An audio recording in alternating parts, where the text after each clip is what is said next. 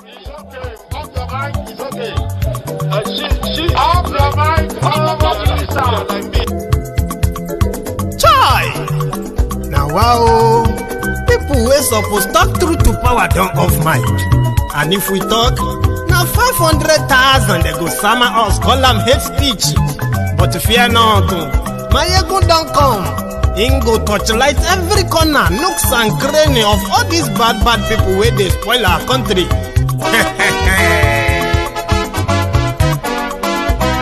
So my people make we loud, oh yo yo. Maiyegun don't come, oh yo yo. My people make we shout, oh yo yo. Maiyegun don't come, oh yo yo. Maiyegun don't come, man of the masses, oh yo yo. Maiyegun don't come, oh yo yo. Maiyegun diary Politico, oh yo yo. Maiyegun don't come, oh yo yo. This one not the off in mind, oh yo yo. Maiyegun don't come, oh yo yo.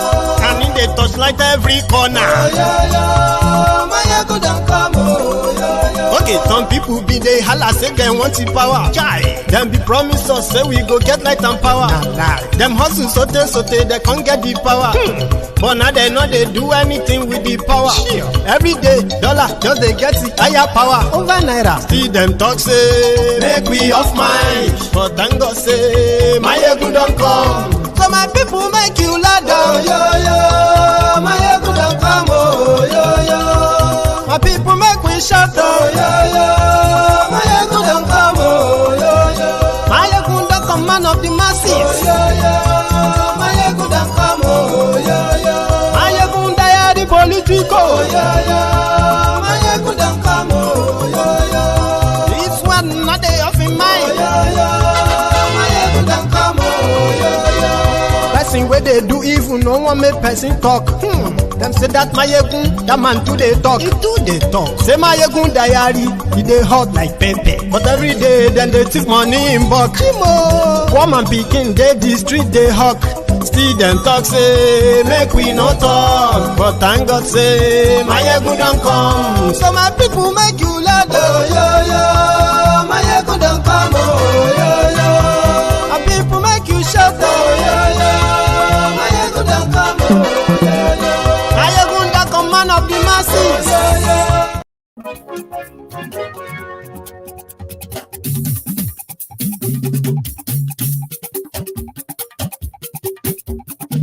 Hello there.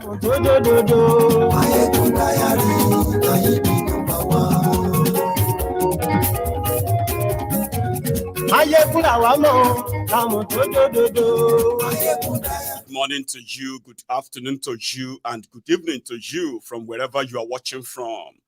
This is Maiyegun live. Lórí Facebook, lórí YouTube. Maiyegun diary, Maiyegun number one. Gbogbo bó ṣe ń lọ ni Maiyegun já wa sí. Maiyegun diary, Maiyegun number one. Àṣírí ọ̀jẹ̀lú kì í bò níbẹ̀ o. Thank you so much for joining me. Share this broadcast. Invite your friends, invite your not so friendly friends, and tell them Maiyegun today. Túnṣe eré wàá gbọ́ níbẹ̀ o. Maiyegun diary, Maiyegun number one. Maiyegun diary Politico. Maiyegun diary, Maiyegun number one. Godfather. Just before we get fully into this, please let me know if this audio is perfect and if the picture is also cool or superb. Àní Maiyegun làwa mọ̀ dódódódó. Maiyegun diary, Maiyegun number one. Yes.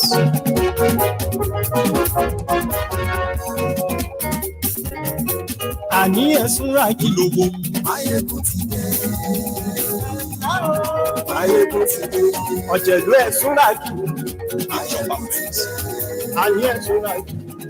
Now, do me this favor, share this broadcast, okay? Like the broadcast, which is your own offering, and tell everybody that. YouTube. Maiyegun ti dé. Àní ẹ̀sùn ràkì. Maiyegun ti dé. Bọ́ba bá gbé wúrẹ́. Maiyegun máa wí. Àní ẹ̀sùn ràkì. Pack your bags. In Yoruba land, they say if the host is telling you that this time last night I was already in bed, is practically indirectly telling you it is time to go home. Share this broadcast.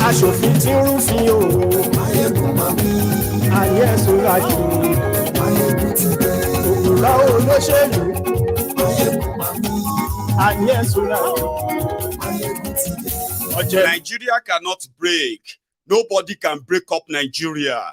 All the fantasy things you have been telling yourselves, Nigeria won't break overnight. It's going to be gradual. Read about Lagos. That's right.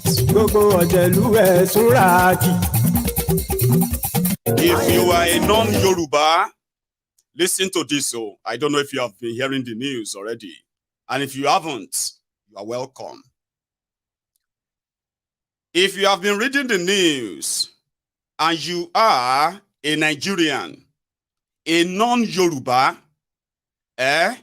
it is going to become a battle of your lifetime to attempt to own business in Lagos or to buy landed properties in Lagos. Not just that. They are making laws that is now going to prioritize indigenes of Lagos or indigene of Yoruba. If they have interest where you have your landed property, the government can revoke that license for the sake of that Yoruba indigene. Think about that. Share the broadcast.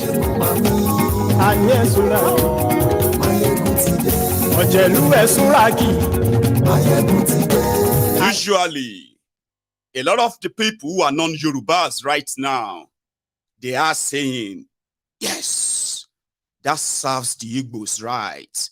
Everybody seems to understand why Lagos want to make laws. I mean, this Obasa stuff, after their defeats in their last charade called election, it is payback time. And according to some of you who have no clue, this is targeted at the Igbos. Read about Hitler and the Jews.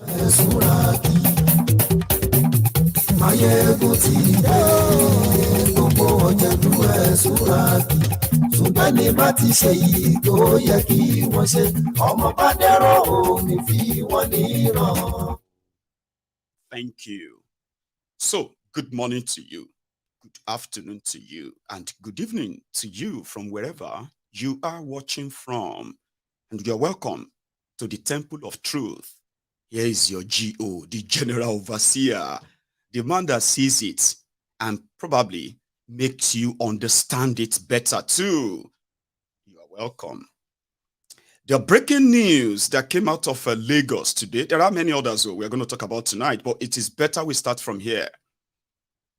In their last election in Lagos, which we have all the documentation of all that happened, visual and then written.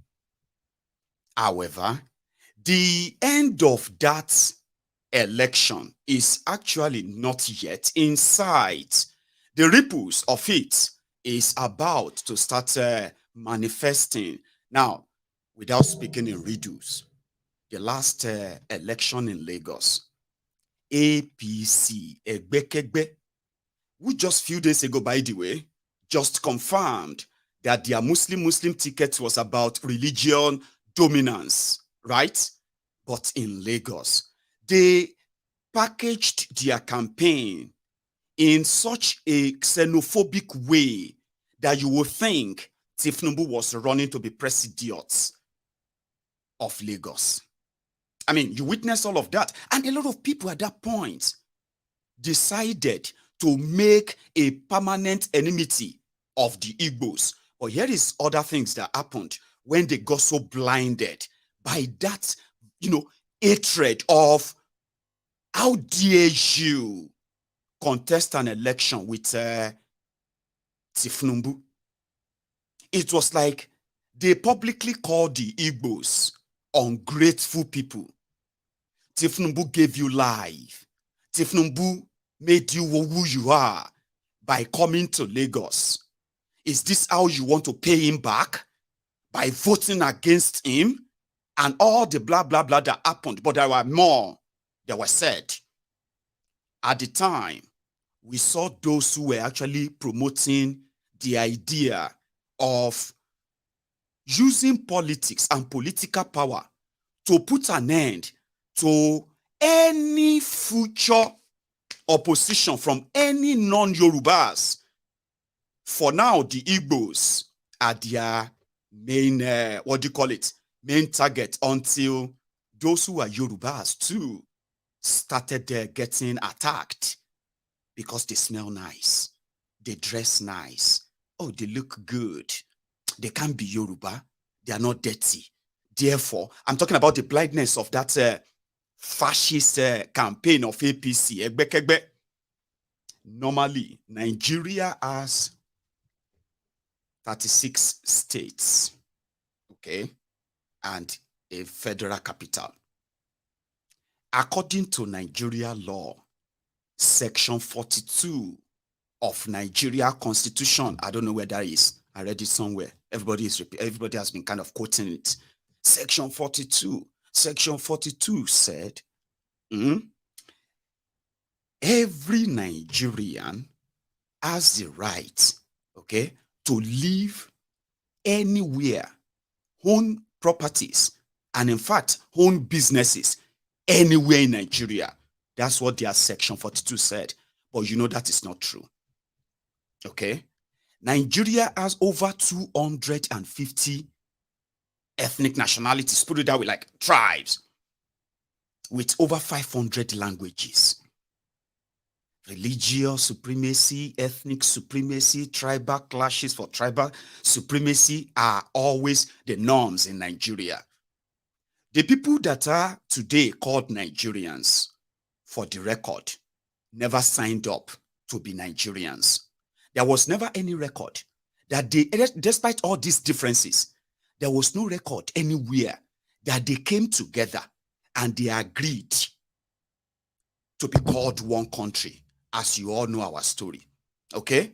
Now, without defining these differences, setting these barriers that must be respected by every tribe, because you know something, what makes us who we are as people in what is today's Nigeria. Despite Nigeria 60 years or days, people are still very much more connected to their traditional cultural roots, which is their tribe. No matter every other thing that has happened, people are still connected to what? To their root, which is their land. Now, if you really want to have problems anywhere in Nigeria, touch the lands. I'm talking about the land that were not given to you, right? In agreement. That can lead to serious communal clashes that will lead to serious bloodshed. That is how serious people take their ancestral connection in what is today Nigeria. And I believe that's pretty much the same all over Africa, right? But all of this somehow were kind of haphazardly put together to form a country where people don't even understand themselves. However, over time, with the political machination, orchestration, right? A section of Nigeria was politically, intentionally, economically disadvantaged. We all know all of that. Don't let us pretend about that. What made Lagos what Lagos is today was political.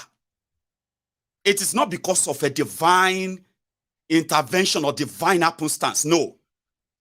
Lagos have access to the sea, the eastern part of Nigeria that actually was recognized as part of a new Nigeria in 1957, Western region, Eastern region, Northern region. At the time, the entire Eastern region, they had access to the same sea that Lagos have access to. Ondo, which is not so close to Lagos, by the way, also have access to the same sea. But for political reason that we all know, if they have access, Igbos, if they have access to the sea, they will be able to leave Nigeria without blinking or looking back.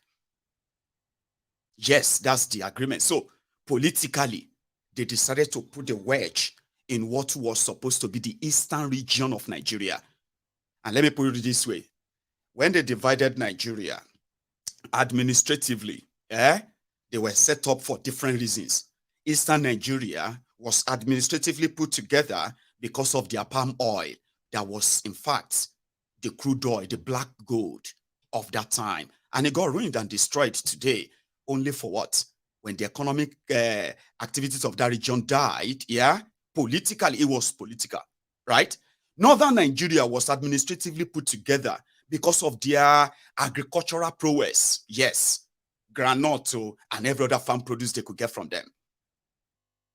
And Western Nigeria was administratively put together as a port to take off everything they are taking from Nigeria.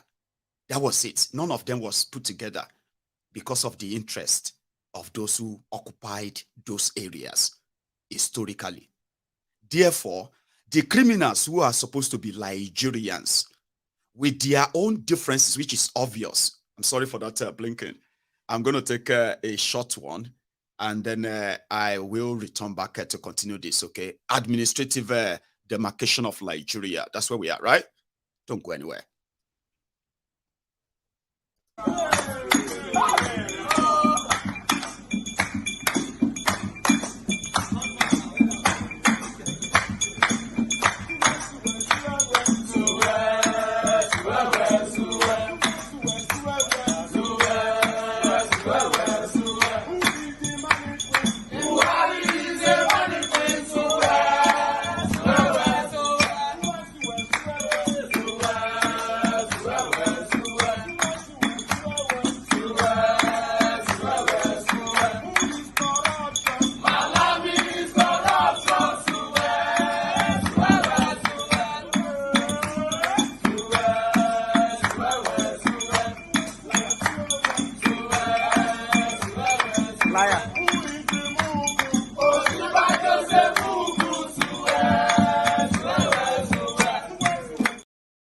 Thank you very much for that. And I do apologize for that blinking. I'm fixing it.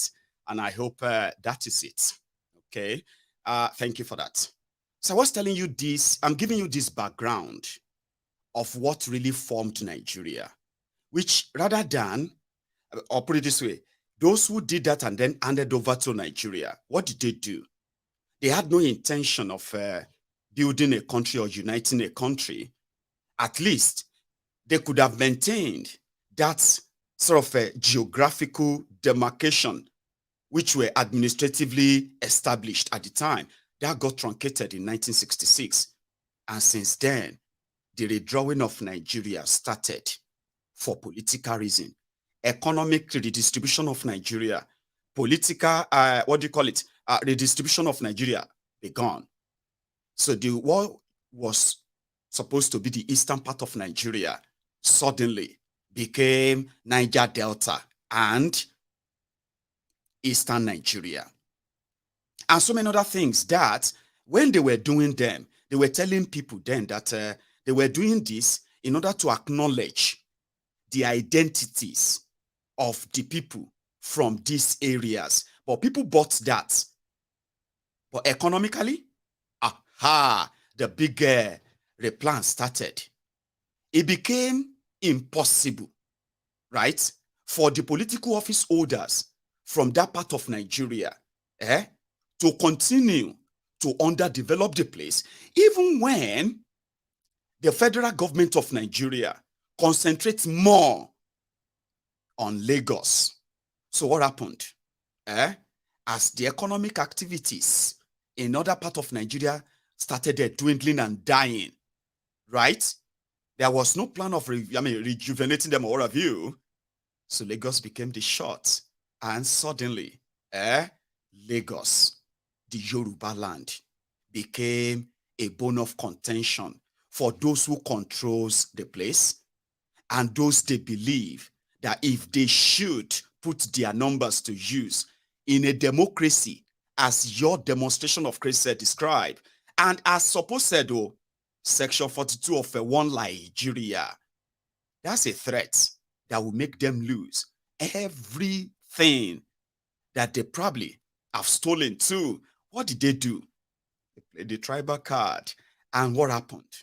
We all know that in Lagos, apart from the other part of Yoruba land, the same thing that happened in Igbo land happened all over Nigeria, that then led to a lot of you that led your destination to Lagos. Same thing is actually what happened in Yoruba land as well. To the point that today, 90% of those who controls the political space and the economy of Lagos, political economy, they are not indigenes of Lagos State. The real indigenes of Lagos, from what is today's Lagos, they have been subjected into playing second fiddle. It's a battle that they believe they may never win, ever. The political part of Lagos State is controlled by other Yorubas from other part of Yoruba land. Ogun State, or your state, Osun, even Kwara, Kogi, Ondo, Ekiti. These are the people who controls the leveler of Lagos politics, not Lagosians. When it now comes to the economy of Lagos, apart from them, as political, who hold the political part, they have become rent seekers. They have no idea of economy or of creating one. Rather, with the advantaged position that the politics of Nigeria has placed Lagos, they decided to make themselves rent seekers. They take rent. They can create wealth. And today, the army of young people, even older people, who are also Yorubas, mostly not from Lagos as well, are currently looking around Lagos, uneducated, untrained, unemployed, unemployable, to the point that they are watching those they now consider as non-Yorubas, holding the chunk of what could be the economy of Lagos. Remember this, their political class, which is for free money, is convenient for them after failing to actually create wealth that symbolizes Yoruba wealth, the advantage of Lagos in the lives of an ordinary Yorubas. Rather than do that, having failed, it is easier to point fingers and say, look at these people. They control your market, they control your this and that. Of course, they pay the huge tax that we are bragging about. But because of your interest, we are going to make laws that will make it difficult for them to do same business, to oppress you. So that then what will happen to the Yorubas? Let me tell you something. In 2001 or thereabouts, they set something up, and it was called, it's like the Commonwealth of Yorubas. Okay? Now the politicians, so some guys came together. They said, you see, Lagos is very rich. Okay? Lagos can survive without any money from anywhere. Sure, you get, by just the economy of what Lagos has, right? It can survive on its own outside Nigeria. So what happened to the rest of Yoruba land? If Lagos is Yoruba land and it is not a no man's land, we know that Lagos is not no man's land, okay? Leave that. But when they are hiding their failure, that's when they played the card of trying to protect the indigenous or the Yoruba's interest. Now they put this program together. They said, you know what that means? They said the economy of Yoruba land, okay, it will be kind of aggregated and brought together for the benefit of Yoruba people. The plan was Lagos, Lagos has seaport. Ondo also have access to sea, all right? Ogun State have access to the biggest river you can probably think of as well, right? Now, what do you do? Ogun State is currently the only state in Nigeria with the highest industrialization in the entire Nigeria. The highest registered companies or businesses in Nigeria, Ogun State, right? But how do you kind of bring Southwest Nigeria together economically, protect Southwest Nigeria from any kind of insecurity and all of that, right? Now, they said Osun State, what they would do would be they will have a consolidated fund whereby Osun, Ogun, Oyo, Ondo, Ekiti, and maybe Kwara, they will chip in something every month. Lagos will serve like the big brother. They will also put in a chunk of money. Now, this money, they will build rail from Lagos that will then circle the entire Southwest back to Lagos, built for Yoruba, okay? Now, that will create thousands of job economy for Yoruba land, Abi. Then they planned that they were going to establish power plant that will give Yoruba land 24 hours electricity, all of the Southwest Nigeria, okay? Also, they were going to build a system whereby the running water system and all of that, the infrastructural development generally for the Southwest Nigeria, it will just be like a pool of fund. And when they say, oh, if you go to Ekiti, when you see the road network, when you look at hospitals in Ekiti, it's going to look similar to what you have in Lagos. It's going to look similar to what you have in Ondo. You get what I mean? Like, they were going to invest in everything Yoruba 2001. And they sold that to Tinubu at the time. In one of those ideas was to build a single tax system for Southwest Nigeria. An idea to say, well, we used to be Western region. Abi? So if we have one single tax or taxation system, that means they can use the resources in all of building all of this. And before you know it, you can begin to talk about the Yoruba this, Yoruba that, and all of that. But no, the same thing that it says, sending the young Igbos, young Igalas, young Ijos, young Fulani Hausas, young Kanuris, and the rest from all over Nigeria down to Lagos, because they told them they can always succeed in Lagos. Not because there's any plan for them, no. It's a mega slum that the politicians running it have no plan of actually fixing. You know that. It's the same thing that is sending all the Yoruba youths, young people, to Lagos to go and look for opportunities they're all looking for, because there is none enough, you will say, in any part of Yoruba land. So, if Lagos State is where, if you are a Yoruba man and a non-Yoruba man want to buy land in Lagos, something that is not same in any part of where have you. But before I even get to that, when they sold this idea to Tifnumbu, you know what he did? He picked that taxation, and that is what became the alpha beta that you have in Lagos and few other places today. And by the time he kind of put all of that together, he gave himself 30% of whatever money that is generated through taxation.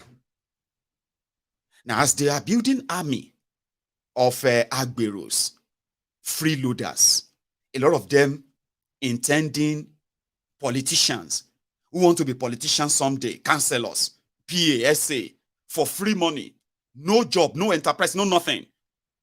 In this last election, they were all kind of shook to their foundation. Unbelievable.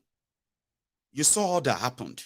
They singled out the Igbos, and they said the Igbos called Lagos no man's land, because the Igbos said once they take over Nigeria, they were going to remove all the Yoruba Obas. All of these things were cooked by the criminal politicians who have failed not just the Lagosians, they have failed Yorubas. The numbers of educated or graduated Yorubas who are currently jobless is staggering. Are you with me?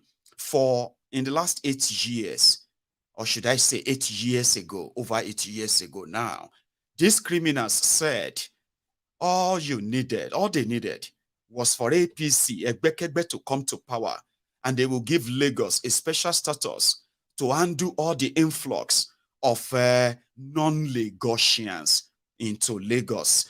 Now, if you will remember very well, I did say that these guys, even after rigging, even after declaring themselves winner, they are not going to let go. They are going to come back with serious vengeance, and their vengeance is to destroy every person or every tribe they considered as enemy. Ask the Hausas in 2002, 2003, when Tifnumbu amplified the OPC against them in Lagos, and ask them what happened to them. It is not new. They just have to renew it and put the tag on any tribe they want to. But the likes of Obasa, who is not from Lagos, Sonwoiku, who is not from Lagos, Tifnumbu, who is not from Lagos, like I said, 90% of them not originally from Lagos. They know what they are doing.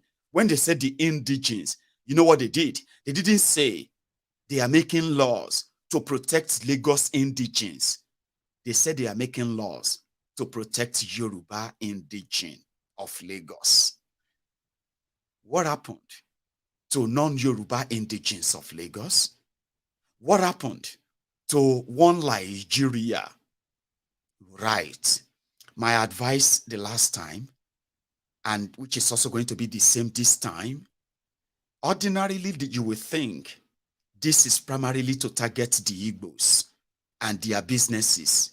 Of course, you will be right, but when they are done with the Igbos, and you are not Igbos, but you are not Yoruba, Abi, you are Hausa, you are Northerner, you are safe. No, you are not. I am, at least I am from Benin. I am not Igbo. Really? I am from Akwa Ibom. We are Niger Delta. We are not Igbos. The Igbos go see Shebi the say they no sabi play politics. They challenge it Tinubu, so they will pay for it. You are not Igbos. Really? Now, let me tell you something. There is this popular saying that when they came for the Shiites, I kept quiet because I am not Shiite. So, not their business. So when they came for the IPOB, the Biafrans, you looked away. At least you are not Biafran. Waiting concern me. I will not be Biafran, not their problem. Then they came for the Yoruba self-determination advocates. Then they serve that. Then nobody send them. Oh, they don't be Yoruba. We don't send them anything. Oh, we don't want Yoruba nation. Oh, now one Nigeria, we want to kill them. You looked away. So when they went for the revolution now, at least, what is revolution now? She already crazy. After he lose election, he can they do revolution in the mad, kill them, shoot them. One day they're going to come for you. Okay? And then you realize that there is actually nobody left. And this is how it is done in a fascist state, where you breathe when they want you to breathe. You sit down when they tell you to sit down. You stand up and start jumping when they tell you to do so. When they tell you, listen, this is the official religion. If you do any other religion, you will be killed. You have to obey it to stay alive. And when they tell you, this lane is for people like you. If you cross that lane to this lane, you will be killed or you will regret it. You would have to stay on that lane. And if you move from it, you get killed. A fascist state. You will vote for this person. If you say, no, I am voting for somebody else, you are violating the rule of a fascist state. You are, in fact, endangering your life. And this is how it starts. Nobody today, this thing starts. Nigeria get law, but the law is not for everybody. Here you get. Nigeria have constitution, a useless one, that ordinary Sharia law, pedophiles, child molesters, rapists, money launderers, drug abusers, criminals who are hiding behind religion, Sharia law. In northern Nigeria, if you kill and Sharia says you killed for Allah, Nigeria law cannot do anything. If Sharia law says you insulted Muhammad, they should send you to jail and kill you, Nigeria law will struggle to get you out. That is also in Nigeria. Now, you are going to have a law in Lagos. Dangote is not Yoruba, you know that. But I can tell you this free of charge. Not even Dangote is safe. Impossible. Look at you. It is called nationalization, ladies and gentlemen. When they say they want to make law, in the interest of the indigenous people, to own the land before you, okay, to own the business before you. For example, you know, if Alaba International Markets during the campaign, according to these jobless people who have never actually created wealth, created money, other than to take and take, these are agberos who are in suits as well as in jackets, taking money, free money, that they can't really explain every day. They have no idea of how to create wealth. So when they see you, for instance, owning businesses, they are wondering, how did you do it? Oh, don't you think that we can create wealth? But for you creating wealth that is actually prospering this state, feeding these freeloaders, feeding these scavengers, feeding this, you know, pickpocket and their families. We can decide that that business should be a Yoruba man's business. I know a lot of you are already saying that it's not going to happen. Maiyegun, forget it. The law is not going to stand. Of course. Tell yourself that repeatedly. It is not going to stand. And then when you wake up, you can come back to this video. The law is not intended for those who have their friends, elites like them. I'm talking about those who have a multi-billionaire naira or dollars businesses in Lagos and they are non-Yorubas. They are Igbos.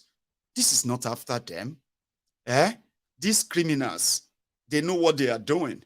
They are pandering to their base because during the last election, they are criminal, you know, unemployed, jobless Lagos Abobakus.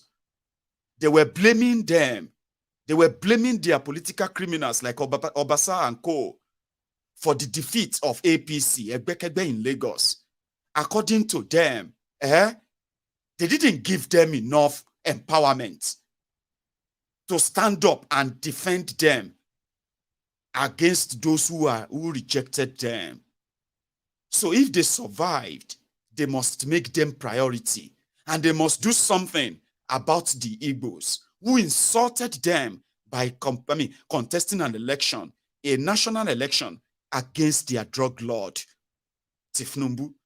So they threatened their political class. Obasa and gang, they're not going to target multi-billion-dollar businesses that are non-Yorubas. They're going to target you, a maker that is selling a spare part somewhere right there in Ladipo.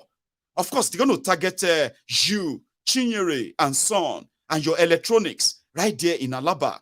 They are going to target all your businesses enough to make you realize that they are superior than you. They have no other plan. These guys have no plan of saying, we are going to make laws that is now going to prioritize the Yorubas or the indigenous Yorubas in Lagos to have access to cheap loans, to have access to cheap education fund. Those who wanted to go to school, or those of them who are schooling right now, struggling and dropping out because of the economy of Nigeria, they are not making law, a special law that will grant them a 0% loan to sponsor their education. They're not going to grant them a 0% loan. I'm talking about real money to invest in them, to actually get them up and running, an economy that they can say, this is Yoruba economy we are creating. They're not going to do that. They are going to bank on the aids. Because as hateful as you have become, you need somebody to blame.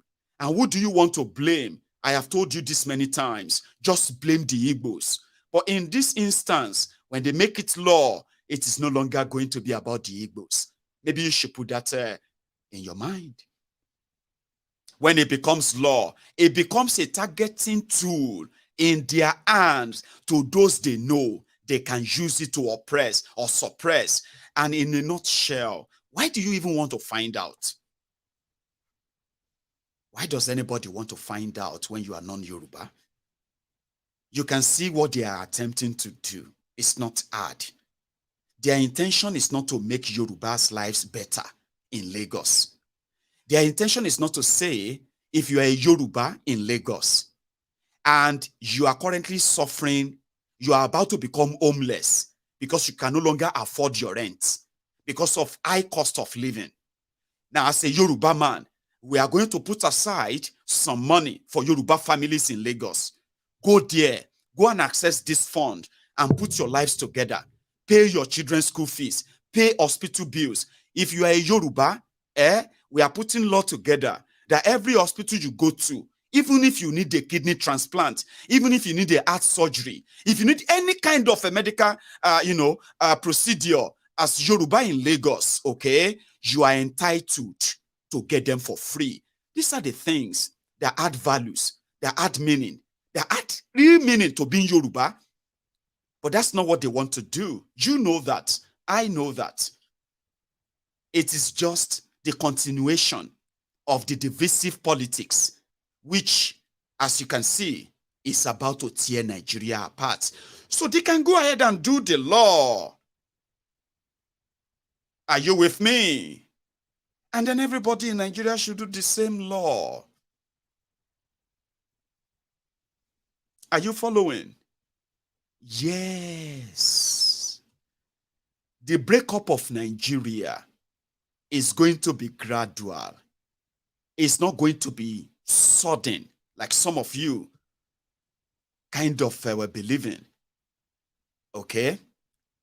When you say this particular part of Nigeria, all right, even though you are Nigerian, okay, you are not allowed to do this, and that.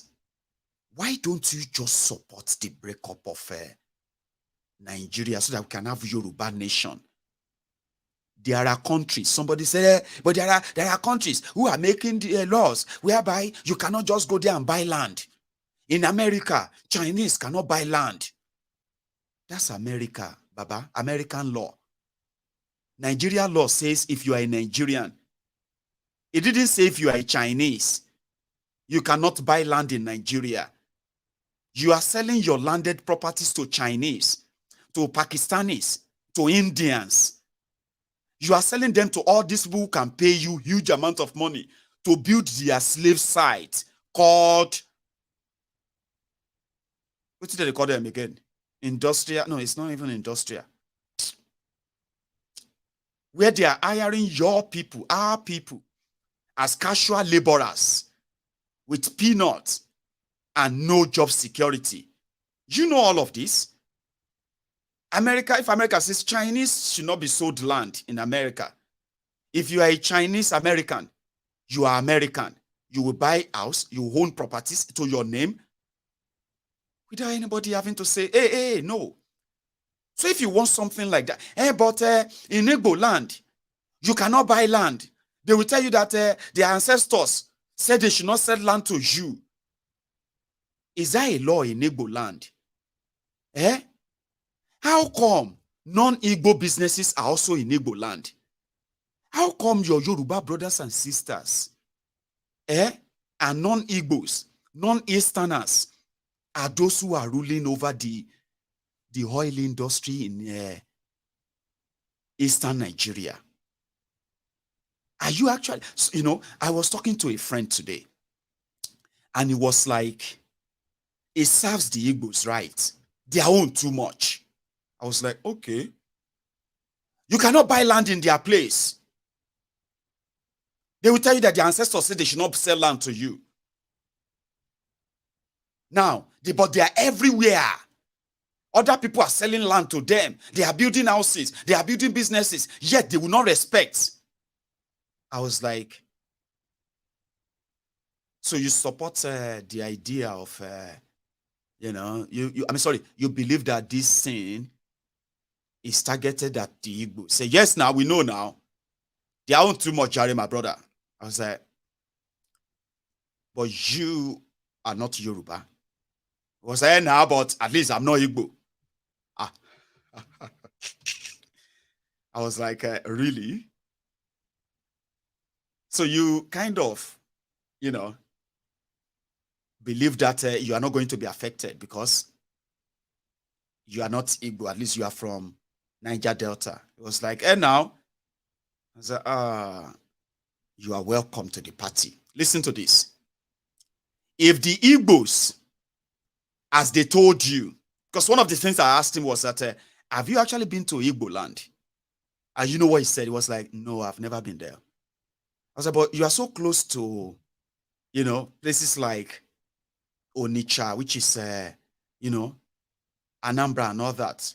And I was like, yeah, but I've never been there. I was like, so where did you hear that their ancestors told them not to sell land? It was like, everybody knows that now. I was like, okay. But you heard that mostly from politicians, let's be honest, politicians and all that. I was like, now. I was like, okay. And you believe that you've never really been there. I was like, now. I was like, do you know that by geographical, what do you call it? Boundary. The space that is today, after all the political machination, cut and sew, the space left today for the Eastern Nigeria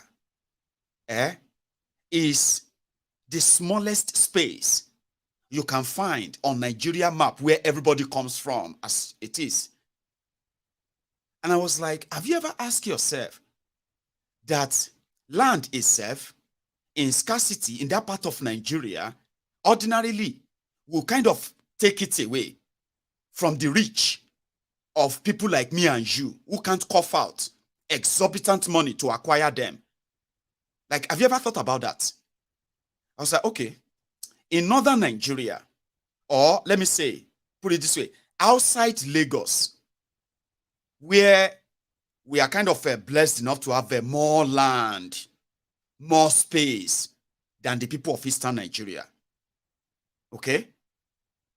If you have your access to land, whether you are Yoruba or not Yoruba, is almost unlimited. Okay? Which makes it more cheaper. But if you move a little bit further and go to Lagos, it becomes a different story. It is still Yoruba land, though. Here you get. So the scarcity of land there will make it what? Why are you throwing the tribal narrative? Simply because we all know this same land is never going to be at the easiest reach of majority of us. So if you now have one inherited from your own forebearers, and somehow you know the value of this land, and you decided not to sell it, or convinced not to sell it, how do you have to associate that with tribal of they don't want people in their land? Now, if you agree that they don't want people in their land, okay, do you have a record of anywhere else where you have Igbos who own landed properties that they stole them? Any record of that? And say, we know their story. Now, so that they fight people for Lagos The clashes in Lagos is about land. Imagine somebody from Igbo land coming to claim land in Lagos. Have you ever seen any story like that? Have you ever seen it anywhere on record that they said the clashes happening in Ogun State, in Kwara, in Oyo, in Ondo, in Ekiti is because some Igbos are fighting the people there because of their land? Have you ever heard anything like that? So where does this narrative of they love to buy land elsewhere, but they will never sell their own, when you actually have no plan of buying any land in Igbo land? You've never been there. Most of you have never been there.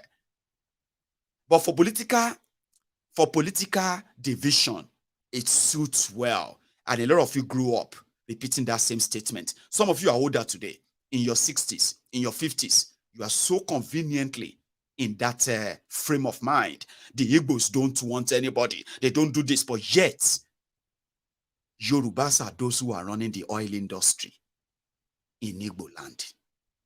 Do you know that? Do you? Or you don't?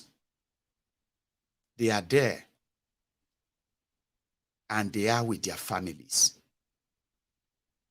Imo State with 11 oil rigs in their own state, oil producing state. Anambra State with their oil. Abia State with their oil. Ebonyi State with their oil, which they haven't really been tapped. Now, when you take these 4 states out of 5 that you know in Eastern Nigeria, and then you go in there, you see oil servicing companies who have their parent companies in Lagos, adding to the tax and revenue of Lagos, but yet their major operation is right there in Eastern Nigeria. Your brothers are there, directors of this, and then you suddenly changed that to Shena the Igbos get share ni, Shena the Igbos get the oil company ni, but yet there's no drop of oil in Lagos, but all of the oil companies in Niger Delta, in Igbo land, they have all their headquarters in Lagos, paying taxes to Lagos state government. Do you actually have an idea of what you're actually requesting for? It is so easy. The last time I told you, don't wait till they start burning your properties. Don't wait till they start making laws revoking your CFOs. Don't wait for them until they start attacking your businesses. Begin to what? Divest your investment in Lagos. Because when they make laws of indigenous this or that, you can all go back and pressure your own state governments too. They have been so useless for decades. This time around, they are sending all of you back to Eastern Nigeria, not just Eastern Nigeria. They are sending all non-Yorubas out of Yoruba land by making laws that ordinarily have already been ingrained in the minds of their lackeys. So don't wait until they begin to burn your properties. Begin to divest. Use your resources and mount enough pressure on your own state governments now. And tell them you need indigenous laws too. Remember, when this pension law started, it started in Lagos. In case if you have forgotten, Tifnumbu started putting together the arrangement of owning all the government properties, the Lagos state properties, to his name. And he put together a pension law, right, that allows him, okay, to have 2 houses in Lagos, 2 houses in Abuja, serviced houses, so with service cook, security gateman, driver, and he will be paid the same salary of any sitting governor in Lagos. The pension law started in Lagos, remember? Today, in 2007, when Fashola came in, Isaleko Barack Obama, he signed it into law. And that's how Tifnumbu became the first governor in Nigeria to be paid pension, a pension that indeed is ridiculous. Today, Lagos State have Tifnumbu, Fashola, Ambode, and now Sanwo-Iku. So 4 of them, by the time they have another governor, Lagos State will be paying the salary of 5 governors, the same salary of the sitting one, the same emolument, including the renewal of his cars every 2 years. Now, when they made this law, they said Lagos could pay for it. No cause for alarm. Remember, they are just rent seekers. Remember? Today in Nigeria, more than 30 states in Nigeria have passed the same law, even when their states are already bankrupted. When majority of them have escalated the poverty in Nigeria through their own people in a space of 15 years. So if Lagos make law that everybody should go back to their states, go and look for a job in your state, go and do your business in your state. Because yes, we want you to know that you doing business in Lagos is a privilege. It's not a right. That's what they are doing. It's a privilege. That you are a Nigerian, but you are not a Yoruba in Lagos. Everything you have access to is a privilege. And this is going to be a targeted move. I know a lot of you have said that it's not going to stand, but just get yourselves ready. Because a lot of those who are going to be victims, they are not going to come in a way and say, we are taking over your CFO. No. All they have to do is that once they single you out, everywhere they know that non-Yorubas are, that they've already targeted your businesses and the rest of them. All they would have to do is, one, tell you you're going to lose them. Threaten you. You will sleep and wake up every day with that threat of you may lose your house. You may lose your business.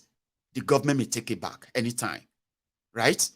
Then you will spend most of your days trying to fight it in court. Some of you won't survive it. Some of your parents, all of their life savings, life investment, everything they've owned, they are about to go up in smoke. If you love them, there's no better time than now for everybody to know that the breakup of Nigeria starts from this APC. They are laying the foundation. I'll take you to Lagos. Obasa, a thief. The guy wanted, or should I say, being probed by the EFCC for corruption, looting and stealing. Lagos State for 24 years. Nobody has seen their book. Now, to satisfy the fantasy of their jobless Lagos Abobakus, who for decades now, for 2 decades, they still don't believe that the reason why they are poor, the reasons why they are jobless, the reasons why they are actually living in poverty today is not because of non-Yorubas. Are you with me? It is because, in fact, indeed, because of the Yorubas who have been deceiving them, parading themselves as Yoruba leaders who care for them. But today, we are now in the basket of the jobless, as in highest unemployed people in the world, most terrorized people in the world, people who are living in the multi-dimensional poverty in the world. And guess what? They can't even blame their criminal politicians. And in order not to make them docile or confused, they decided to give them the Igbos, not telling them that they are indeed helping the Igbos, especially the indigenous people of Biafra, the IPOB, to prove them right. Have you thought about that? Today, when the Igbos were attacked in Lagos because of election, it gave credence to the argument of the IPOB that, do you want to wait for another time when they are going to gang up with you, this political class, when they are going to incite their humbled slaves, their sophisticated morons, the people that they have managed to use religion and then a tribe, right, to keep in bondage? Are the Igbos going to wait until they start slaughtering you again? Are you going to wait until they start destroying everything you have again from across Nigeria? They make all these threats openly. They no longer hide them.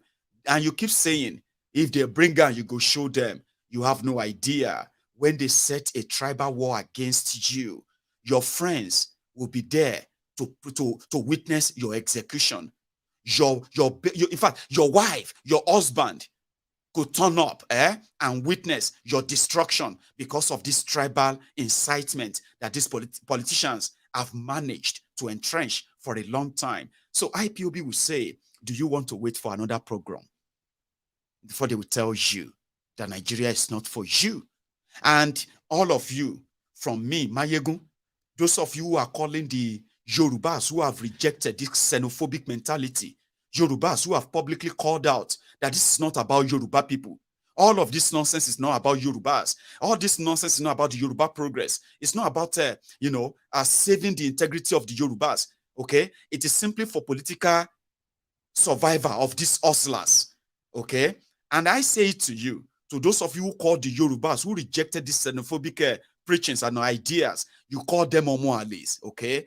Now, would you be able to stop your hypocrisy and support the breakup of Nigeria? Because what you are trying to do can only be done successfully if you have a country of your own. Do you understand? In Britain, you have those who will tell you Britain first, right? They mean it. They mean that when it comes to the science, leading science and technology, it must be controlled by the British. Do you understand what that means to them? It means their own originality. It means their own country. There are also moderate and reasonable people who are majorly in majority here, who also believe that if that is your idea, then you are failing because your country is not built by you people. For example, right? Today, America, that is the greatest country on earth. I know some of you will argue that Maiyegun don't say that America is not greatest. See, it is debatable. Somebody will say, fine. But America, that is the greatest country in the whole world today, was built by the collection effort of the rest of the world. Africans, Asians, Arabs, Christians, Muslims, atheists, Hinduists, and the rest of them, and the Americans themselves. And there are incentives for all of this to make them feel like they are not just building America, they are building their own America that they will live and exist in, that generations and generations to come like them will live and exist in with equal rights. So to say, Lagos is not built by Lagosians. You know that. Lagos is not built by Lagosians. Lagos is built by the collective resources of the rest of Nigeria, both human and natural resources. This is a fact. Now, if you really want to have your country where you can decide who gets what, you can't do that inside Nigeria without clashing with your Section 42, your fraudulent one Nigeria. So can you drop the hypocrisy then and just move and fight for Yoruba nation without Nigeria, so that we as Yorubas, we can slug this out between us. The Yorubas who don't want to be xenophobic and the opportunists who have taken political power, we can sort it out among ourselves without you having to present Yorubas as tribal bigots, ethnic bigots, and the rest of all these things that you're actually postulating. And the rest of you bigots who always kind of find explanation for what they are doing, you have no idea of what you are getting yourselves involved in. You have no idea. And I actually pray they do it. And I pray that they do it like right now. So that you see, for every action, there is always going to be an expected opposite reaction. And those of you who are also living in denial, we own Nigeria together. Nobody is going for anybody. You, especially you, the Igbos. I am saying this to you now, not because I actually wishes that all the evils they have in mind come to pass. I want to make you stop living in denial. This whole thing is politics, and it has now switched to tribal and religious confrontation, and it's going to get worse. So when you plan policy or laws after tribal differences or tribal dominance, ethnic subjugation or dominance, you are not going to bring unity. You are going to create more division, suspicion. Has Nigeria not suffered all of that enough? So if you claim to be educated and you think this is the way to protect the interest of indigenous people of Yoruba land, I am willing to tell you this for free, okay? You have no idea the journey you are about to embark upon, because this monopoly of this madness will not be limited to the Yorubas. Everybody is going to reciprocate, and it won't take long before you all come back and agree with Maiyegun that if you love Nigeria, you will break it up to save lives. Everybody will stop living in denial, because we all know any opportunity given, you can't wait to pounce on ourselves. We can't. Abi? Now, you can tell the rush in his voice, and I know they're also working on reporting my channel because of all this, all this chat and all that. But until that is done, we'll keep to the ethic. Here is what Obasa had to say and the response that followed from Lagos for the optics. As contained in his inaugural speech, the Speaker, who is occupying that position for a record third time and is returning to the Assembly also for a record sixth time, says this 10th Assembly will be pursuing the Lagos agenda to the letter. Lagos is a Yoruba land, as against assertion of some people that it is no more land. Therefore, part of our legislative agenda is to ensure that the translation of laws passed by this House to Yoruba language. We also aim at achieving our collective goals of creating a robust legislative framework that protects the interests of our people. Going forward in this one, we are going to employ all legislative instruments for the support of the indigenes of Lagos State. Whatever regulations, whatever rules they are going to make will be in consonance with what Lagosians want. I pray that they follow that what they've said. Born on the 11th of November, 51 years ago, Right Honorable Mudashiru Obasa started his political career at the dawn of the Fourth Republic as a party zonal chairman, councillor and member campaign committee. In 2003, he was elected into the Lagos State House of Assembly under the banner of the AD, representing Agege Constituency 1. His track record paved the way for his victory at the polls in 2007, 2011, 2015, 2019 and 2023 to represent his constituency, Agege Constituency 1, at the Lagos State House of Assembly. He has served at various times as chairman and member of various committees, including education, rural development, public accounts, local government, economic planning and budget, among others. As the Speaker of the 8th and 9th Assembly, Right Honorable Mudashiru Obasa initiated and sustained the annual constituency stakeholders meetings simultaneously in the 40 constituencies of the state, which has seen the constituents engage robustly with their representatives. Right Honorable Obasa has sponsored some landmark bills, including the Neighborhood Safety Corps Bill, the Anti-Kidnapping Bill, the Cancer Research Institute Bill, among others. The Speaker of the 10th Assembly is a holder of many awards, both locally and internationally, and a holder of many traditional chieftaincy titles from within Lagos and outside. He is a lawyer by profession. I solemnly pledge my commitment to serve this House with humility, honesty, and dedication. I urge my colleagues to join me in this commitment, and together we shall leave a legacy.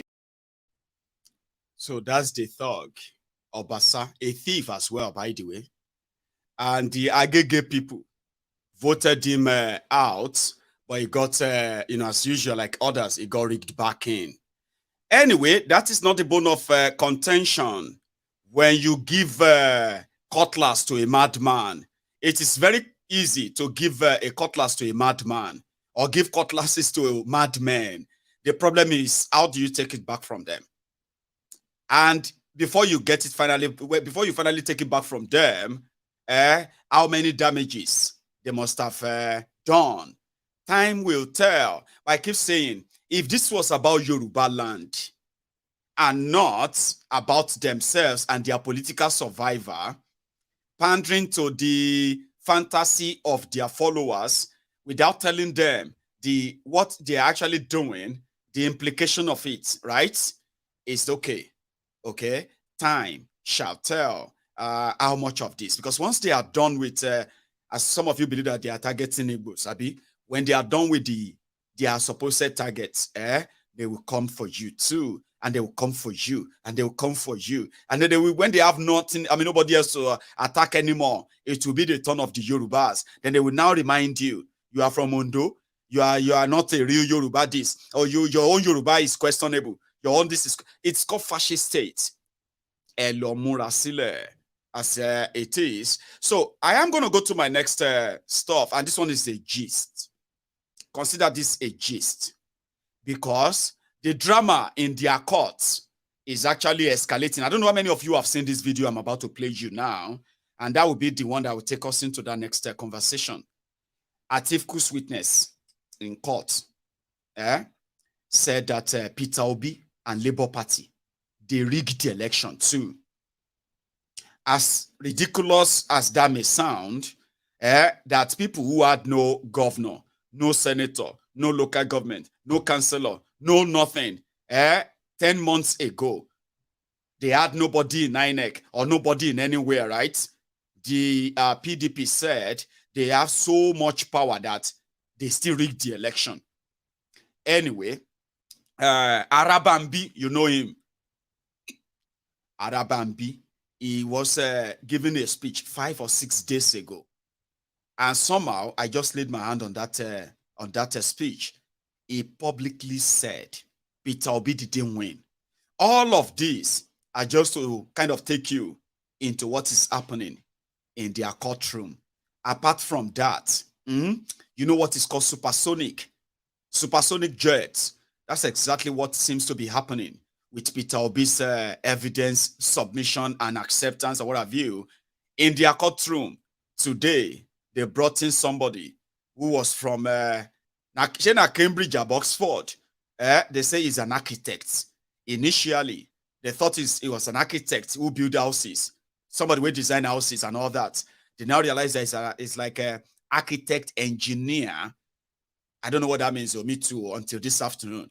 Now, somebody with the technologically, people with the develop the architectural framework for some of the software, apps, or anything that is being put to use online. That's my definition. It may not actually, but that's layman's definition, okay? So what that simply means is that somebody who understands how the, Nigeria's BVAS, Nigeria's IRF, online RF, and the rest of them, how they normally work. So they brought him to their court today for like half of his presentation. It seems that the whole court, including the lawyers there, they probably just kind of got lost. They couldn't say objection because they had no idea what he was talking about. And that and more are what I'm going to share with you tonight. But a few days ago, they saw Arabambi and Lamidiot Apampas, that Babalawo Bodija, call him that. Apampas and his crew, they appeared in Lagos State Governorship Election Tribunal, where GRV Badebo is challenging Sonweiku. Kilodewe, who be these people again? They said they didn't win election. They want the tribunal to withdraw the case. There should be no case against Sonweiku. Any case against Tinubu is against Yoruba. Arabambi, what do you smoke? Briefly.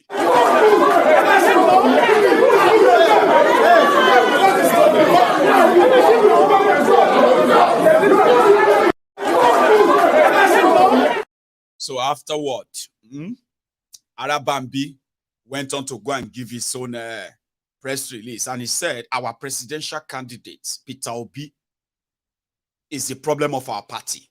He's trying to hijack our party. He didn't win election. And the rest of blah, blah, blah, blah, blah. Then I'll go back to the court and gist you. What's I get? Buri, in conjunction with Mr. Peter Obi, immediately after our primary, succeeded in Kano today to nullify all primary done by Labour Party in Abia and Kano. And by implication, I know this will definitely affect the sole government candidate that we have. And the reason was that Abure, as the then chairman, refused to submit membership register to INEC 30 days before the primary. It was an ex parte motion application brought by one Haruna Ibrahim. He used to be our chairman in that place before he was removed. And I think the man went to court, to ventilate the tanga. This is quite unfortunate, because this is the only governorship candidate this is the only governor that we have in Labour Party. And yet, due to this attitude of Abure, in conjunction with Mr. Peter B, to just be toying with people aspiration, with people good intention for the party, this has cost us greatly. As I speak, they did not present any lawyer to represent Labour Party in Federal Court Kano. They did not, because when you have committed such crime, they ought to be sniffing around the court to know those at least who will, be attacking them. Also, they were in Kano today to submit an ex parte application against a Bachovu Lamida led executive, where they want the court to set aside the judgment of FCTI court. I kept wondering, Abure that called himself a lawyer, running up and down, against what they call for this forum shopping. You are in a and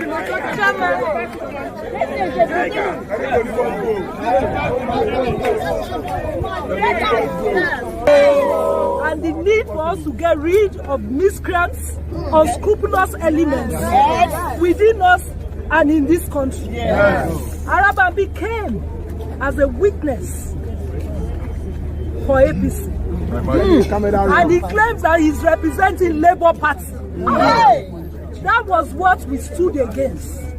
That he has been expelled and he cannot stand for Labour Party. Yes. He brought a lawyer, a fake lawyer. God bless you. Sergeant Bay lawyer. I heard you watch lawyer. He brought a lawyer to represent Labour Party. So I stood up and I said, I'm the chairman of Labour Party in Lagos State. This man has no right to come and represent us because, number one, as we speak, he's not part of Labour Party. And it's important right now for we to state this categorically. He came in with armed policemen and thugs. Yes. They came with about 5 vehicles full of thugs. More than 5. Powerless. With guns. Now, what we're saying is that it's important for the security, the police, DSS, not to aid these people. They are not worth it. Because what they are doing, helping them and aiding them, would eventually cause anarchy. Yes. Because this man cannot be parading himself as Labour Party member. He's putting in legality on legality. Yes. And this will not be accepted. Yes. It will not be accepted. Yes. We have suffered enough. We have been attacked. We've been maimed. People have been killed. And yet, this man keeps parading himself. This is what we stood up against in the court. When he came, he attacked people and was spilling all sorts. Anyway, at the end of the day, they try to give them the same treatment they gave a Papa in Abuja. Somebody said that Warakpambi. Wow, some of you are becoming so creative now. I like that. So it's not Arabambi, it's Warakpambi. I'll remember that. So we have Lamidiot, Apampas too. Some even have other names for him. I like that. Be creative with them. This bunch of rogues. Now let's go to their court. Now I won't gist you. Notice I won't read court text too. And you know when I gist you, I may sound a little bit kind of hilarious. No? Okay. Don't bother. Yesterday, PDP at Tifku, like 2 days ago, by the way, 2 days ago, it was the turn of Atifku's witness when Tifnumbu's lawyers were asking him that in your own witness statement, you said that Tifnumbu didn't score 25% and he should not have been declared winner. The article should be declared. Say yes. But do you agree that Atiku scored 15% in Abuja? Said yes. So how do you want us to declare him winner when he didn't score 25% in Abuja? And the witness responded with, but you declared Tinubu now. Tinubu said no score 25%, but you declared him. So why not declare Atiku now? That was 2 days ago. Yesterday, the drama this time around was between Atifku's lawyers and Tifnumbu's lawyers when things got to cross-examination. Yeah, there were parts where they were like, Nasarawa, this and all of that. I've gisted you about that. But this particular one is, hang on. Anyway, it was the time for cross-examination, so to say. Now, Atifku's lawyers now told the court that they were going to, Atiku is going to present 100 witnesses. They now said, out of all those witnesses, they are going to present about 10 of them and they are staff of INEC, like they are INEC workers. They worked for INEC during the election. So they're going to be witnesses to explain how INEC rigged the election for Tifnumbu. So Tifnumbu's lawyers now rose like, no, you didn't tell us before that you are going to bring witnesses from INEC. Did they get any permission from INEC to be witness?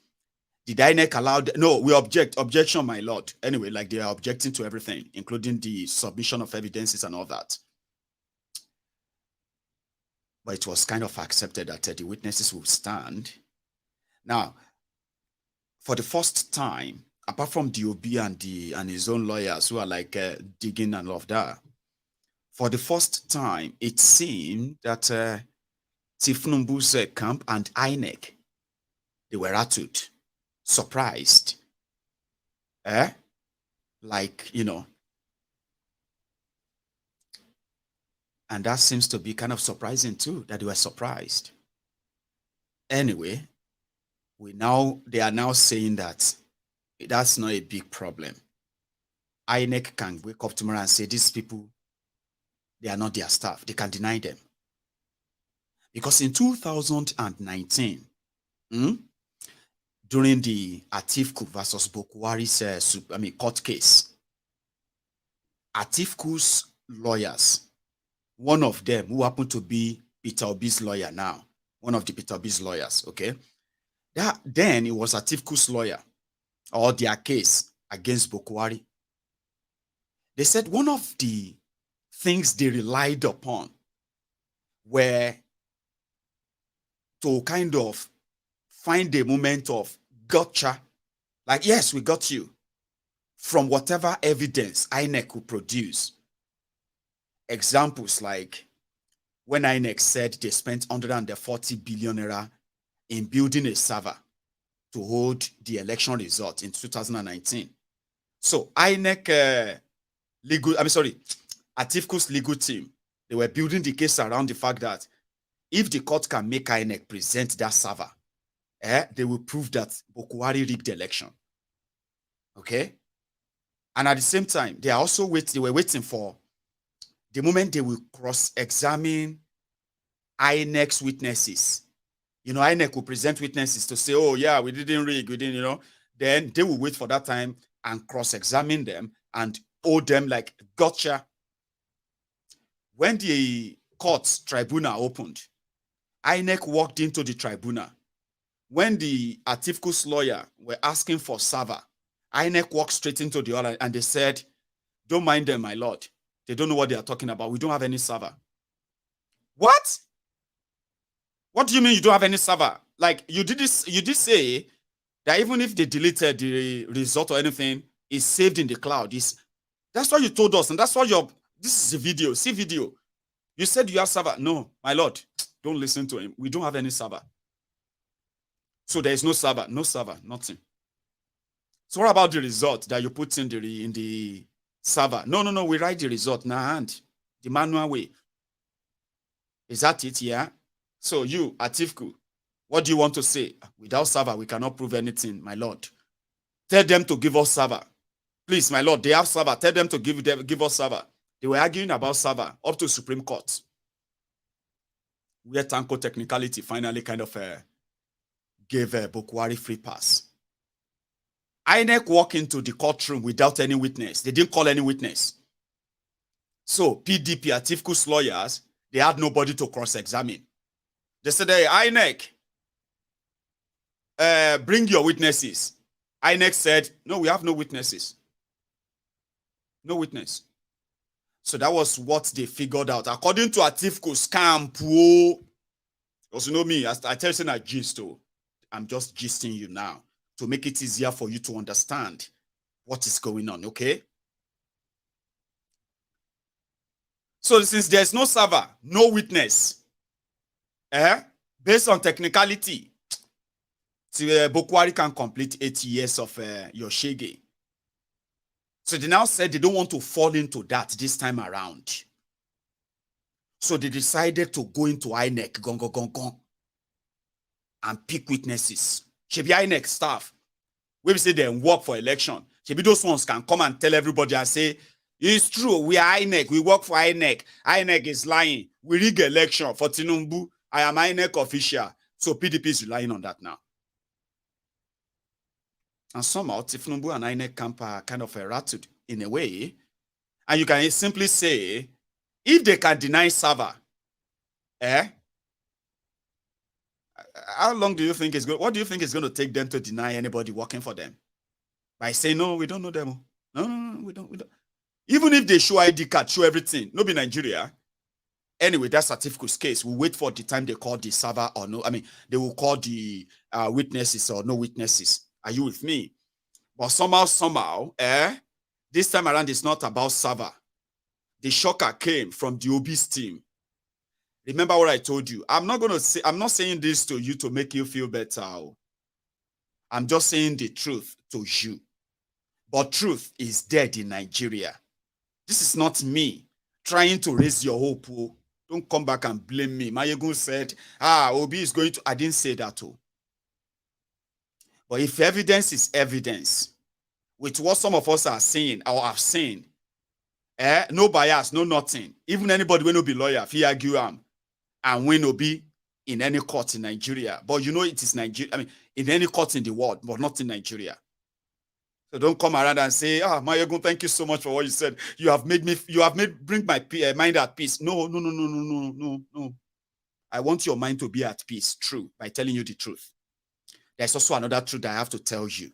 That one is that despite all these facts, there's no guarantee, okay, that they won't throw everything out.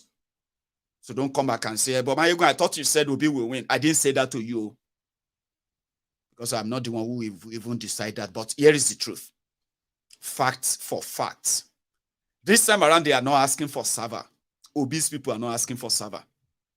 No, at first, they asked INEC.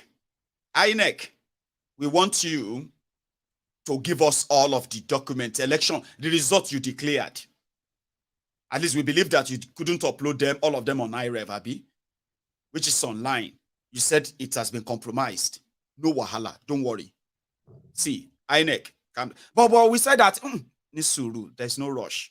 I want to dramatize how I believe Obi and his lawyers are handling INEC, Shetima, Tifnumbu, and APC, 4 in 1.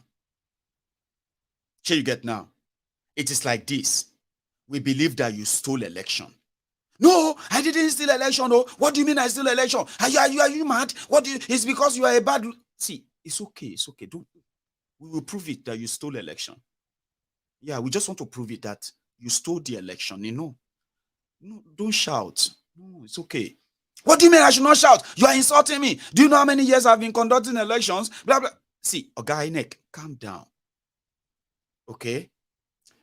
We want you to produce the result you announced. Okay? We know that you said IREF didn't work for presidential election. So therefore, you resorted to manual. And this was result. At least, you have where you write all the... Yes, now, we do. But you have to pay us to give the evidence to you. It's okay, don't shout. We'll pay you how much? 1.5 million. If you don't pay 1.5 million, we are not giving you anything. It's all right, don't shout. Come on. Here, 1.5 million. Oh, yeah, give us all the results you announced. But we don't have all the results together now. You have to give us time. 5 times, Scott said, give them the evidence. Give them the results you announced on the result sheet. Give it to them. Give it to them 5 times. Last, they gave the document. Okay? They said, what about the beavers? The one we used to do accreditation. What do you mean by, we have already formatted that one. That one is no longer available again. The information is gone. Sorry, what do you mean by the information is gone? We have used it for governorship election. We don't have any beavers record anymore. The machine is like, it's no longer there. But do you have the machine? Yes, we have all the machines. All of them, you do. Yes, same one you use for presidential and all of that. You do have them. Yes, but there's no information on the net. We have deleted everything. Don't worry. Relax.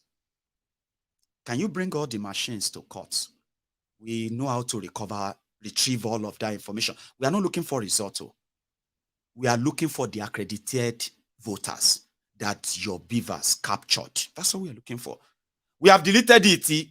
Don't worry. Don't worry. Just give us the beavers. We will retrieve everything. Retrieve everything. Okay. Can you do that? Yes, we can. In fact, hang on. We are going to bring somebody who will explain it to you, how it works. You see those explanations you said that people were trying to hack the results. That's why it didn't work. But the same IREF was working for reps and Senate, Abi. The results were being uploaded. That day, we try everything to see that we don't know why the presidential IREF was not working. It just stopped. But the Senate and the rep were working. Yes, now everything. Don't worry, we'll tell you why it stopped working. How? Don't worry, we'll tell you. Just bring all those machines. Now. Objection, my lord. Kilo today, which objection what? My lord, don't accept any of this evidence from these people. What? Are you serious? You said you needed money. We paid you. You gave us all of this, even though it is incomplete. You said you have deleted the beavers information about all of that. But we said bring it like that. We'll go retrieve them. Now you are telling court not to accept any the thing you gave us. Now you gave us so. Yes, my lord. Objection. What is your objection? I don't know, my lord, but I'll tell you later. But please, objection. INEC. Oh, that Tinubu, you. They said you are the one who won. Lawyer, come. What do you say to this? Objection, my lord. Don't accept those evidence, my lord. Why? I don't know, my lord, but I'll tell you later. I'll go and write. I will tell you later. What is going on here? Now your signature there on top of this, now your stamp now. Say, hey, my lord, we know.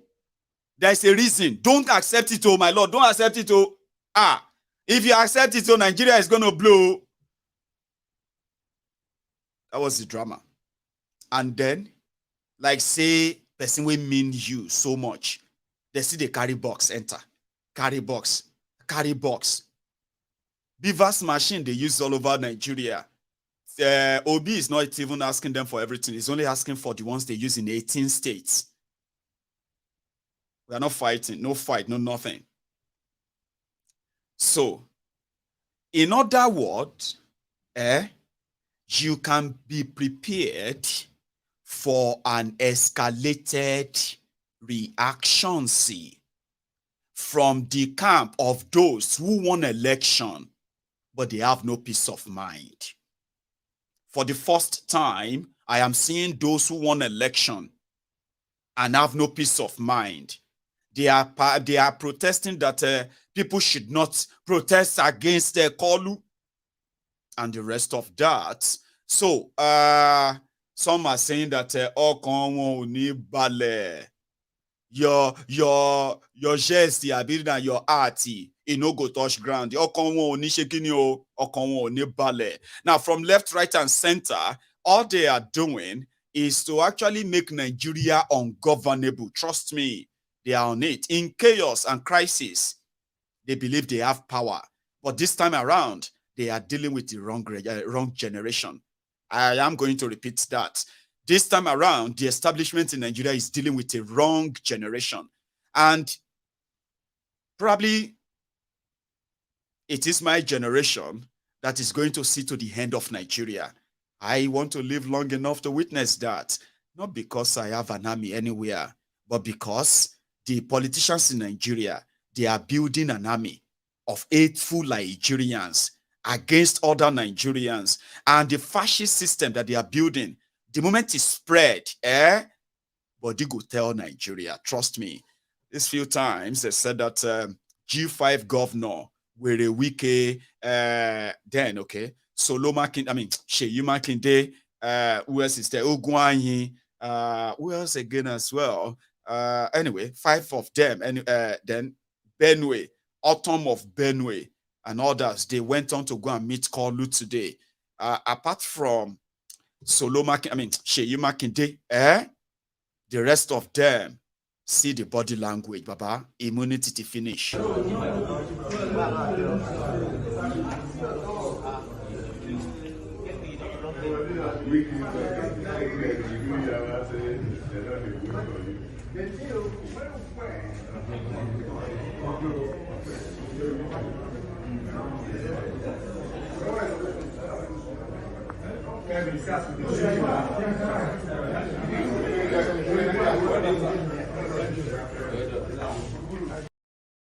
Everybody weary to misbehave in that comment section. There are people walking about in that same comment section with their spanner, except if some of them are on strike. And I don't think that somehow they should be. We have about 3 people with spanners. If you see any weary in the comment section, the last spanner molori could disappear. Make it very much make it easier for them. All right, less painful. Because it's a distraction. Don't report them to me.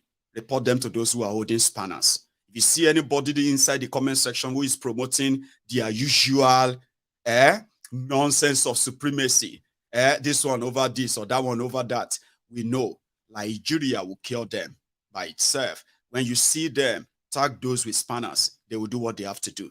If you get 2 or 3 of them at the same time, can last spanner more left and right and center could disappear and stop distracting my people. However, you've been here for, long enough, over an hour. That is 98 minutes. Have you actually stopped to like the broadcast, like the broadcast, which is your own offering? Do you want to do that now? Because, I'm going to take a few calls. I want you to come here and tell us what or where you see Nigeria in another 4 years to 10 years. When everybody follows this trajectory, may everybody go back to where they come from. As for me, oninu binu ngoma radugbomi yo ibo ladugbomi ìyẹn ní Ìjẹ̀bú Òdògbólú Ìjẹ̀bú Igbó Ìjẹ̀bú Òde, and then títí dé what do you call it, títí dé mobile phone Maiyegun Oluomo of the Federation, yeah? I'll go back to my own region. I'll go back to where I come from. It's convenient to do so. But if the politicians said they pays for it, yeah, you can be their ass licker. The one that is politically correct to tell us how Igbos are this, how Igbos are that. We encourage them to do this. Please make this quick so that, those who indeed believe in one Nigeria, the myth of one Nigeria, in their lifetime, they can make amendments and start saying, no, it's a pure myth. And when Nigeria breaks, it is not because you don't like Nigeria. Listen, Nigeria made a lot of us not to be interested in the, in resolving anything in Nigeria, because you know that it's a pure waste of time. When they have intention of keeping that country the way it is, all right, the trajectory they are taking is intentional, okay? So people have died trying to kind of stop them from doing this. And they have gained more notoriety now that they believe they can do anything and get away with anything. So it is not because of you don't like Nigeria enough. That is why Nigeria is going to break. It is because those criminals who are opportuned to serve Nigeria, to save Nigeria, to sail Nigeria, they have grown so selfish, so self-centered and visionless that they couldn't see the damages they are doing to that country and our people, more divided, right? So they will break up Nigeria. And a lot of you are going to clap for them as they lead you that path. I just pray, I wish that you understand this so enough that when they introduce the violence, the bloodletting, so that you will never join them, because they will do same. You will think you are killing other people for the sake of Yoruba land. That's what you will believe. You will think you are killing other people for the sake of Igbo land. You will think you are killing other people for the sake of your Arewa land. But by the time you realize what they have done, you will realize that those who are supposed to love Nigeria more are those who hate Nigeria more. And they have implanted and, sort of entrenched these divisive policies. I can say all I want to say, right? And it will never actually have any impact on your life. But when politicians make policies that are laced with religious dominance and tribal, supremacy, listen to me, that is no longer just policy targeted at development. It is targeted at destruction. Of course, there will be people to be targeted, but when they are done with them, they will never run out of enemies. You are going to get tired of them after you praise them into that oblivion. So what do you think I should advise you to do? Keep it up. Keep the divisive rhetoric up. You see how they do normally turn the table?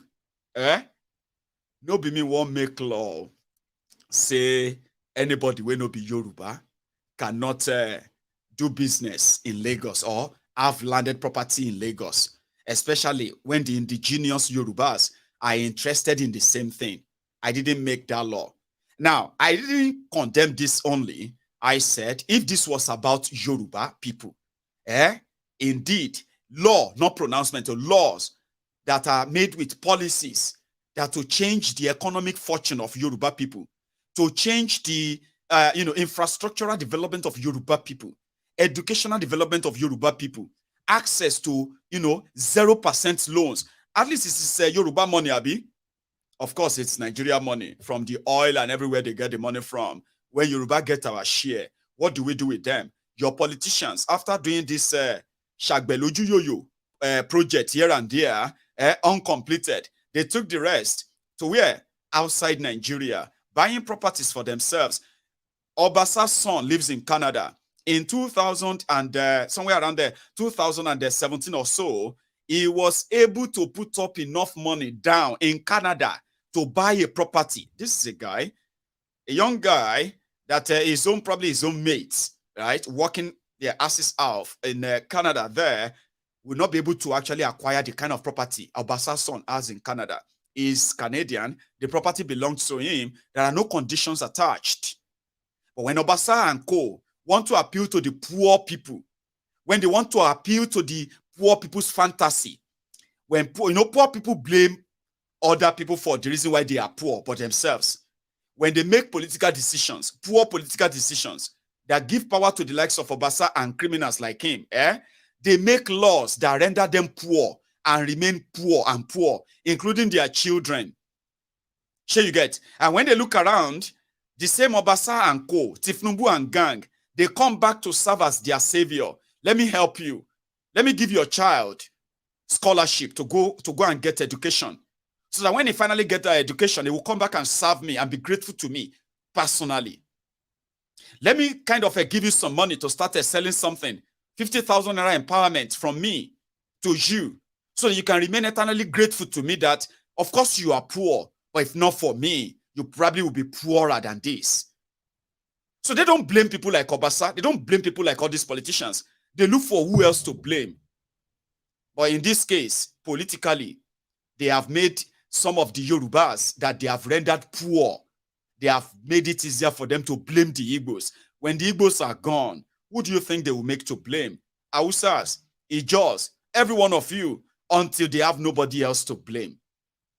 Sure, you know. But if this whole policy thing is about them, they can put together laws that actually care for them, that give them, I've told you, give them access to education across Yoruba land. That was what Awolowo did.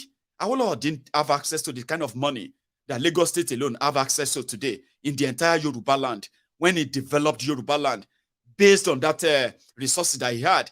Yeah, he didn't do all of that with so much money that they have access to today, right? So policy-wise, you can change the life of the Yorubas in Yoruba land, and you can make the rest of Nigeria to be jealous of the Yorubas. Tell me what will make you jealous of Yorubas. Let's be honest, what? Not having access to free money? Or because you won't have access to political office where you have access to free money? Oh, you won't have access to oppressed people by using the military and soldiers, soldiers and police, or using the court or your money because it's your turn. Maybe that will make you feel bad, like you hate the Yorubas more. But guess those who are going to suffer in under all of this, whether you are Yoruba, whether you are Igbo, Hausa, Fulani, Ejo, Christian, Muslim, or put it this way, Northern, Southern, Eastern, it doesn't matter where you come from. At the end of the day, when the politics of this whole thing is gone, you are left on your own. Unfortunately, weaponizing this division through this means is even more dangerous than you can even think of. And it is not in any way in the interest of the generality of you. It is theirs. So that when next there is going to be another election, they will trust you that you are going to help them attack and fight those who ever want to stand against them, because they will use one simple language. They must be non-Yorubas. But I'm a Yoruba man now, but I don't like these people. No, you are a bastard. You are Malay Yoruba. If you're a Yoruba, you must support these people. Support the people that make you poor. Their children are rich. Their children are living off your money. You have no access to all that money. You have no access to all those privileges. Their children are privileged. Abi, you have no access to those privileges. But you are fighting for Yoruba because they want you to think you are. They want you to believe you are. But when you are done fighting those they want you to fight, you will fight yourselves. It's the same thing with the Hausa Fulanis and the Northerners too. The reality of today is this. There is no homogeneous Northern Nigeria. Okay? There is nothing like a one Northern Nigeria. It's now obvious that it was a political machination that has kept the people of the middle belt of Nigeria under the wrap of terrorist jihadists, the Sharia North. And this came to light in the last 8 years when suddenly supposed Northern Nigeria, which also includes the middle belt part of Nigeria, came under the attack of jihadists, Islamic fundamentalists and Islamic jihadists. They were slaughtering them because they are not Muslims. So, religious supremacy. And before you know it, the people of Middle Belt began to say they are not Northerners. That happened under this current Nigeria. That happened because your politicians did that to them. And in all, what they are doing to all of us is that they are putting us in our places. I've told you this before. Whether you are living in denial of this or you are just an hypocrite who doesn't want to admit the truth, right? It will soon catch up with all of us where we know, right, that we are not meant to be together. And pray for Nigeria. Unite Nigeria. Work together. Let us not blah, blah, blah, the nonsense you are telling yourself, right? The myth you are telling yourself, right? The politicians will demystify all of that. And the myth called Nigeria is being demystified in our very life, very eyes today. They will beg to restructure Nigeria before, you know what I mean? When things get so bad, the division and the hatred, when it gets so bad, they will beg the rest of Nigeria, the politicians, they will beg you. So please, let us try regionalism. Please don't let us break up. Let us try this and that, but it will be too late. Maybe I'm speaking too early, Abi. No, I am not. Because this whole thing is happening right before our very eyes, and a lot of you are living it. Blame other people for the failure of the criminals who have never prioritized Yorubas, ever. We have never been a priority. You know that. The suffering, the poverty in Nigeria doesn't even recognize you whether you are Yoruba or Igbo, Hausa or Fulani. So when you stop deceiving yourselves, right? When you stop dancing to the tones and the dictate of these criminals, right? Then you have nobody else to blame anymore. You will probably realize that Maiyegun is not speaking too early. I'm trying to tell you that self-destructive button that these politicians are pressing, they're not thinking it through. Now everybody could collect. It's over to you. I'm going to go make myself another cup of tea. So if you are still here with me, you should please like this broadcast, okay? You can still subscribe to my channel, honestly, if you kind of want to, and then share it. When I come back, I'll take a few calls and we can go to bed and call it a night, right? I will be back.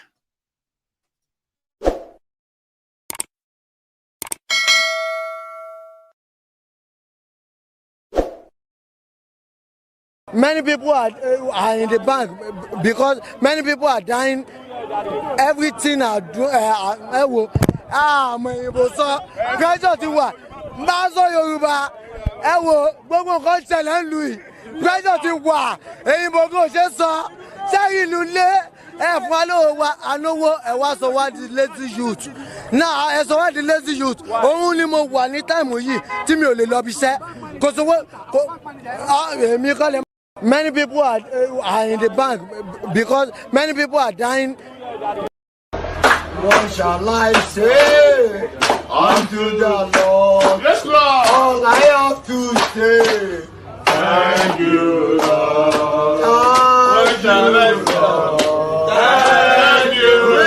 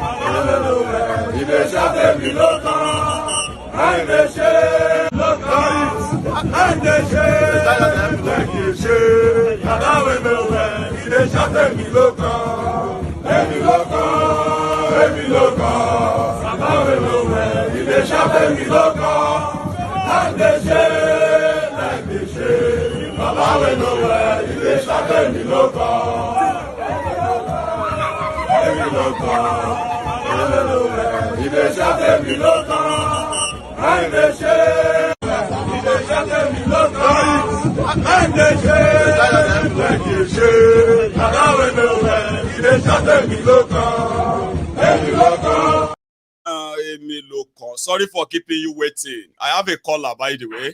Hello there. Oh, hello, Ahmed. Maiyegun. That's you, right? Yeah. I'm you. Nice one. Every. Somebody said, you know what? I was reading a comment and somebody said, this guy calling Tifnumbu names must be stupid. I was like, Shengbo Wiri. Stupid. Calling Tifnumbu names. About fire on there. Yeah, You're newcomer. Yeah, our newcomer. I just read comment there. Plenty. All of them they attack Mohammed Ali Lamina. They don't say that one in down their house. I just laugh for this comment. Where they work with Spanner, they don't come out that Mohammed yet. Because I hear everybody they talk. No, they don't come. No, nothing. Mohammed don't do anything. Mohammed don't take for this place. He don't take. Now some people, all those newcomers, them Now then they try because in they talk about Igbo bigotry and other people and in the cause politician, you know, all those kind of people we say that go cause politician, cause Igbo, cause just the way they do your own. So then they feel if you see they anybody, feel offended. if you see anybody, they are distractors. So you get, they make you get so serious. They are typing. distractors. Just remove them. But Ahmed, it's good to hear from you again, Baba. Now, how are you? Yeah, Maiyegun, you see, the same thing that you was talking about is the same thing that was going on the comment section. I just take one or two things inside. Same thing that you are just talking about. Now, same thing with some people. Emotional attach, they attach their emotion into everything. See, if it is your tribesman that is doing something stupid, call him out, cuss him out. Yes. Anybody. But the moment you start to hold it back, that means you are a hypocrite. Yes. You are not doing it with your whole heart. But if you fear, say if you talk, say this one, this person no go like you, or you go repair yourself. Go repair yourself. Then you are not ready. If you can hold back things, you are not ready for liberation. So just because someone just talked about your tribe or something, you feel offended. Look at your tribe. You can see a lot of people. Every tribe in Nigeria is offended because of their tribe. No, just one Timothy like that. Like no. Now everybody, now everybody. All of us. Okay. So this house that you are in here, what we do here, we try to liberate mind so you don't attach your emotion to anything that has to do with your tribe, your religion, or whatever. Just say it the way it is. And if someone is talking about your tribe, look at the angle he's going through. If he's the right track, if he's not emotionally saying it just because he wants to attack you, then fine. You should be the person you align with, not just coming out because someone talked about your tribe and he's saying the right thing and you feel you can attack him. That's wrong. And that is where the politician gets to you. They know that if they bring your religion, if they bring your emotion into that, they will surely get your attention. Exactly. And they are making progress in that until, like Maiyegun keeps saying, until you learn how to keep all those things apart. Your religion, put it apart. Your tribe, put it apart and deal with the problem the way it is. And for El-Rufai, I saw the post. The post came from the first time I saw the post. It was someone. It was on my Facebook, and he like reposted it. I just looked at it and I laughed. I said, "These are one of the mad people." In the house, I told him, I said, "When chicken mahau who be these are one of those mad people that you people follow. You look at them as role models, as leaders." So now, in you as a person who has seen a lot of things, who have been, and this same guy with the talk now for Delta State in doing own service. So now also guy, but now for Delta State in doing own service. Before he even marry, most of the girls saying they follow now all those Eastern girls, all those they even follow outside girls. But if he post something, I can't ask him say, no be bigotry be that. No be hypocrisy, sorry. Make I say no be hypocrisy with that. You go feel follow all those girls. Oh, one shiri color, they open their head, they know they cover, but you feel they follow them. They follow them about. That means na hypocrisy be. And in koto moje, all those El-Rufai with the talk. Lale, on people in my don't no be say story. Now people pedophile, and all of that kind of thing. Maiyegun, make I tell you something. Wallahi no be say na talk.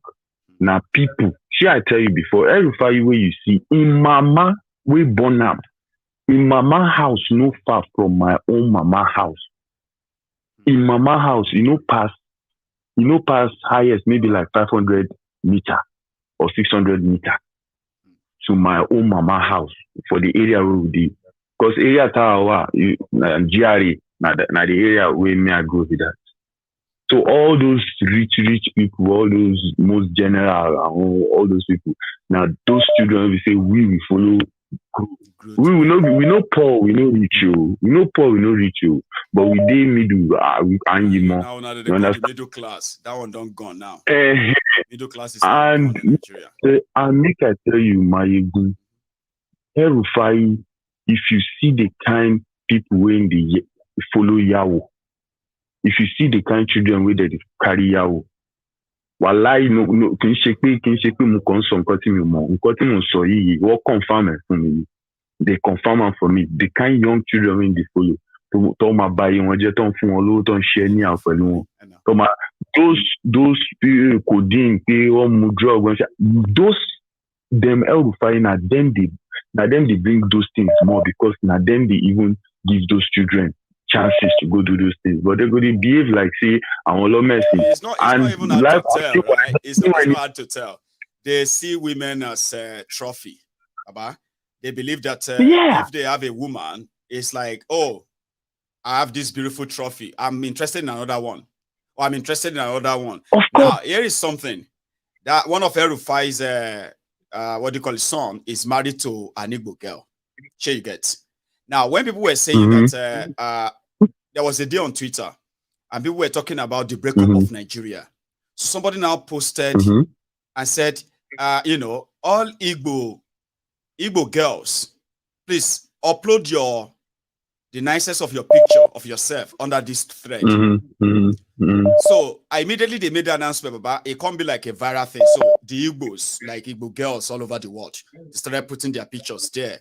And before you know it, those who are the bigoted animals, including from the north, you know what they are saying? If for these beautiful women alone, Igbo women alone, they will never agree Nigeria to break up because they want to marry them. They want to keep them. They want to like their trophy. There was a day like that. And this boy was arguing with somebody. He was arguing with somebody online, one of El-Rufai's son, and from nowhere, argument of say your papa na thief, your papa be this and that. This guy came back and he said, "Oh, you see, when I catch your mother, I will give it to her very well. I know she will enjoy it. I know." What does that have to do with the argument over? You know what I mean? So that tells a lot. So them are drug addicts and pedophile rapists and all that over there. Maiyegun, he get one area where El-Rufai demolish when he come. That area they call Focados. If you go that area for Kaduna, it dey around Constitution Road. Anybody will know Kaduna go know it and they tell it dey around Constitution Road. That place, if you go there, the kind big men when they come around there. Woman Yowa Lale. And one more some kind of rugged girl. This one they talk now. If you see them, the kind of rugged girls say they did there, you will see those people. Woman Yowani. Then you will see that area, you will see guys who they sell drugs for that area. They'll go meet them. They know who them be. They sabi who them be. So all these people now who know their style go, they look say, see this big man. In cotton shade, waiting that they do under. If you see Amba, they can't you go see them for you know what they are doing behind the scene should have them in jail, not in government. But it is Nigeria. If you see them, you go come up blala, you go with them, you no go respect them. Most of these people I don't see, most of them, the way they behave, they really you go look and say she bad. I know they respect them. So you where they lose it a big men. No Allah, just carry on. Make una take time for this place. So make una know they do anyhow. No, that's why we give spanner to a lot of people. We have a lot of them that should be handling that for us. And I hope you do. Don't be too nice. So see, some of you are beginning to catch feelings because don't worry about them, okay? When you get them off, right? Now -1, I don't mind. Okay. But Maiyegun, you will reduce your subscriber. No, I don't want that kind of people around here. No. They are not here to make any impression. They are just here, right? To make a bit of to make any positive impression, so to say. They are here to cause kind of distraction. That's the word. Hello there. Hello, Maiyegun General. The Prince, how are you? Yeah, Baba, they heard this na Prince Jejeman. How are you, the Prince? Representing IPOB for life. Sure, all the time. Baba, Baba, well done. Thank Today another hot day. I bet make my people make a share them.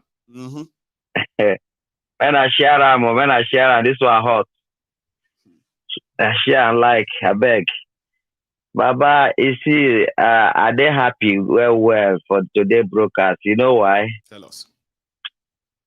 You see, say the answer Prince Jejeman. That Jeje way they see the Jeje man. Like no be Yoruba, but Yoruba be that, A Yoruba name, isn't it? Jeje means easy. Eshegon. I grew up in Lagos. I stayed in Lagos for good 30 years. All right. So at least by Nigerian constitution, I qualify to go for any post. If Nigeria is a country that is really a country, you get what I mean? I do. So that's one. You see, Baba, why are they happy this year? You see the thing where this that Adisa, I go to call him. Obasa. You know, they say Obasa. Now I get Agbero that became lawmaker, and then if you see him face, you know, say na talk with you. But say be that kind of person there if you know rough now. Unfortunately, they are hurting the Yorubas more. There's no plan to help the Yorubas in all of this. It's just to save themselves by using Yorubas as shield, as hateful people to use them for. Honestly, you know, Maiyegun, say for that Lausa way you see, Agboro get office there for Lausa. Yes, they come work as a governor. They come work. They go. Yes, now. You understand me? They get office for Agboro. Ask, you go. They go tell you. You understand? That one at one corner. You see, Baba, make I tell you. Tell us. That this is where that's at the talk. You know, there's we get one prayer where now they kind of they pray. Say, may the hand of their poison make it enter their mouth. May the hand, somebody will carry poison, won't go give somebody. May that hand where you touch that poison, make it enter your mouth. I get in me. So you have a taste of this thing where this thing where in the push is very, very all this in our prayer over the work. Because all those things, everything they lead to breakup of Nigeria. They clear for everybody eye. You remember the audio conversation of Shetima? Yes. Concerning Lagos agenda with for them and the Igbos and the other tribe put together. But Igbo and their principal target. Okay. Maiyegun, when Satan carry Jesus, kill him for cross, in they happy, they rejoice. With demon, all the demon and gather that they happy. But when they said when Jesus rose from the dead, Satan on the cry, say, if no say na himself, na him kill. Say by this mistake we make, so Jesus come become savior of the whole world. Everybody are causing him will be Satan till today. But now Jesus everywhere that they mention his name, then I be superpower. They hear me so? I follow you. So Maiyegun, you cannot call somebody as you did so Maiyegun. Maiyegun is Maiyegun. Yes. God don't bless you. Nobody feel curse you. No. Now so Igbo be, I tell you. They know the thing, say, this people where you give 20 pounds after the war. They know the thing, say, how these people can be the people where they everywhere. They import container, they export, they import, they build anything buildable. They know they even think of that. How you manage this thing? She did say that because of their cleverness, any man God bless, feel cause harm. You understand? With this way that they push, they cannot wipe away. You see, Israel scatter the whole world because for a purpose. Then gather knowledge throughout the whole world. That's why when they come back to their land, today nobody put eye hand for the eye of Israel. May them continue. We are very, very happy. Yeah, both to all those Ohanese where they continue so that they can succeed. Both to Ohanese, there are some group of we call themselves Ohanese for Lagos. We go campaign, then go congratulate to the campaign for Turumbu self during the time of the election.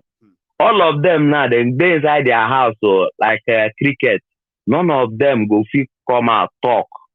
Say to this auto girl, where on they go? Pim, none of them fit talk. You understand? They don't collect, put hand for pampers. They don't decontaminated. Maiyegun, we thank God. Yoruba nation now, Biafra nation now. There's no two ways. Yeah? Now the kind of way they hold inside there. Now act of covenant. Thank you. Now act of covenant. You go break Nigeria. They know who feel hold on. God bless you. Bye-bye. You too. Continue your good work. I have, it be like say all the veterans just grab all their phones this evening. The Igbos are already relocating back to the east. Let me give you one gist. Hang on there, my caller. So there is, after that election in Lagos, right, there have been some massive reinvestment in eastern Nigeria. Agriculture, building more, what do you call it, stores for like, parts and all of that stuff. They are returning back to eastern Nigeria. The same place they told you they won't sell land or that. People are going back and taking their businesses back, and they are being provided lands now. So you need to mount that pressure, okay, until when these criminals, in their hateful mind, until they will come up with, we need to burn down all the Igbo businesses. We need to attack anybody that looks like Igbo. So by then, you would have had almost your everything where they rightfully belong. You can rejig the economy of eastern Nigeria, which is not actually really, really dead. Politically, there's this general narrative to make it look like eastern Nigeria is not, no. I'm coming. I know keep Osita for too long. You're there. My the brother. impression everybody kind of want to have is to believe that apart from Lagos, nothing is happening in the eastern Nigeria, when indeed the business is running through that eastern Nigeria will cripple whatever you are getting from any other part of Nigeria, if indeed people want to be kind of, honest. But anyway, Osita, please. Yes. Yeah. Thank you very much for the expose today again. You're so welcome. You should have been the professor instead of Mahmoud. Somebody said I married Igbo lady. So does that make it look, because I'm talking about this, does that mean that maybe I have no, I don't. Yeah. I am passionate. Listen, Osita, I am passionate about this because I know the game. When they are done with the Igbos, they will go for the next, and they will go for the next, and they will go for the next. Now, when they have nobody else to go to, even you, the Yorubas, which they don't give a damn about, you will be next. And I don't want to wait till my turn before I speak out, because imagine this is happening to the Yorubas in Nigeria. Imagine this. Anyway, Osita. Anyway, look at let me start with the Obasa that is being talked about. Yes. Obasa was born and he was raised. I do not know where he was born, but he was raised in somewhere in Alausa. Right. I know him to his house because his teacher. I mean, his younger sister was my teacher in primary school, in one of the primary schools I went to. So he lived somewhere in Oregon when he became the speaker at the first time, because I think this is his all through 1999 till now he has always been the speaker. No, this is his third time. He became a speaker for the first time in 2015, second time in 2019, and now. You know what happened is that he joined the house since 2003. So this is his sixth term. But then he lived in Oregon when he became speaker. Right. A street they called Avenue. So this is somebody I know very well. So it is not as if it's brilliant. I don't want to attack personality. I don't come here and attack people's personality. But from what he has done, you will see that it's not brilliant. It's just the same message they have everly had. But there's something I want to tell him. I believe that somebody here might be representing him on this platform, and that person can get through to him. I only just want to tell him that there was a particular time that the Igbos were given only 20 naira. But today, look at where the Igbos are. It is not by gainsaying. They should come over to America and make their research about the black nation. Then inside the black nation, there are different nations. And they should tell them education-wise in America, which black nation is in the forefront of education. I don't want to say it myself, but anybody that feels concerned should look at it. So people here, like you said, they might be thinking that it's all about the Igbo. This is not all about the Igbo. This is all about class. They will prefer that you become slave under them, so that when they tell you it's the same Alamajari system that you are seeing in the north, that is what is happening in the south now. Just that because of religion, different religion, that is the reason that we don't have that 100% Alamajari system. But it is still the same thing whereby if a political leader tells you to go and tame somebody, go and kill somebody, you saw what happened during the election. Yes. They will go immediately and do that. They just need to give them reasons. It is not only this time around. They told them that some people are coming to take over their land, and they had to go out and do any wars they can. Yes, that's a fascist system. Mm-hmm. So it's not only in the Yoruba land that is happening. It's happening in the southeastern part of Nigeria and the south part of whatever they call the south, because I don't want to. But the south, it happens because you will see Asari Dokubo. He will go to Abuja. He will bring in some miscreants from Abuja. There will be some people among them. Some people that look exactly like him, he will put them down there. It is still that same Alamajari system. So if everybody is wise, every right-thinking person is wise, you should know that this thing is being done against the system and not against a particular kind of people. No. Yes, they will probably have to make the Igbos to put a name on it and say, oh, like Osita, like immediately Obasa and their gang said what they said, right? Even those who are from the eastern part of Nigeria, which is Niger Delta and others, right? They started saying they knew that it's the Igbos are the target. Now people can't remind them that remember during the election, everybody from Ore upward after Ondo, whether you are from Edo or Delta, you are Igbo. That you still haven't learned, Abi. You are still saying you are not Igbo. You are Niger Delta, Abi. It's okay. You know, so that is something they don't understand. So if they are going to pull up a name, they will always pull up a name where they have much of the resistance. And everybody knows, whatever that is going up in Nigeria right now, where you have the big, thick resistance in the Igbo land. So that is the reason Igbos are always addressed as the main opposition, the target of those who are in power. So even our own leaders in Igbo land, they don't even still like us, what we stand for. They don't. The ones that call themselves the establishment, the ones that call themselves that the ruling class in Igbo land, they still don't like the Igbos, what we stand for. So it is not a big deal. Let them do whatever they are doing. This is a journey. We've embarked on that journey, and we are not going back. No. It took Israel 40 years for them to from what they call it, from Egypt to locate the promised land.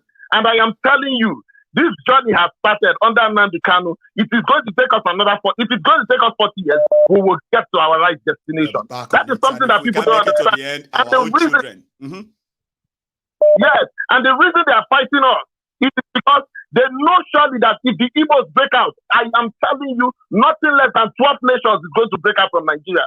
12 nations will be created from Nigeria. They themselves, they know it. Even those people who are shouting Igbos, Igbos, if the Igbos break out now, they will be the first people to say, oh, please, we want to go on our own. Niger Delta region want to go on our own. They will be the first people to say that. So I am not perturbed about all these things. What I am just trying to tell everybody, let us have that focus. That focal point is what is most important for all of us.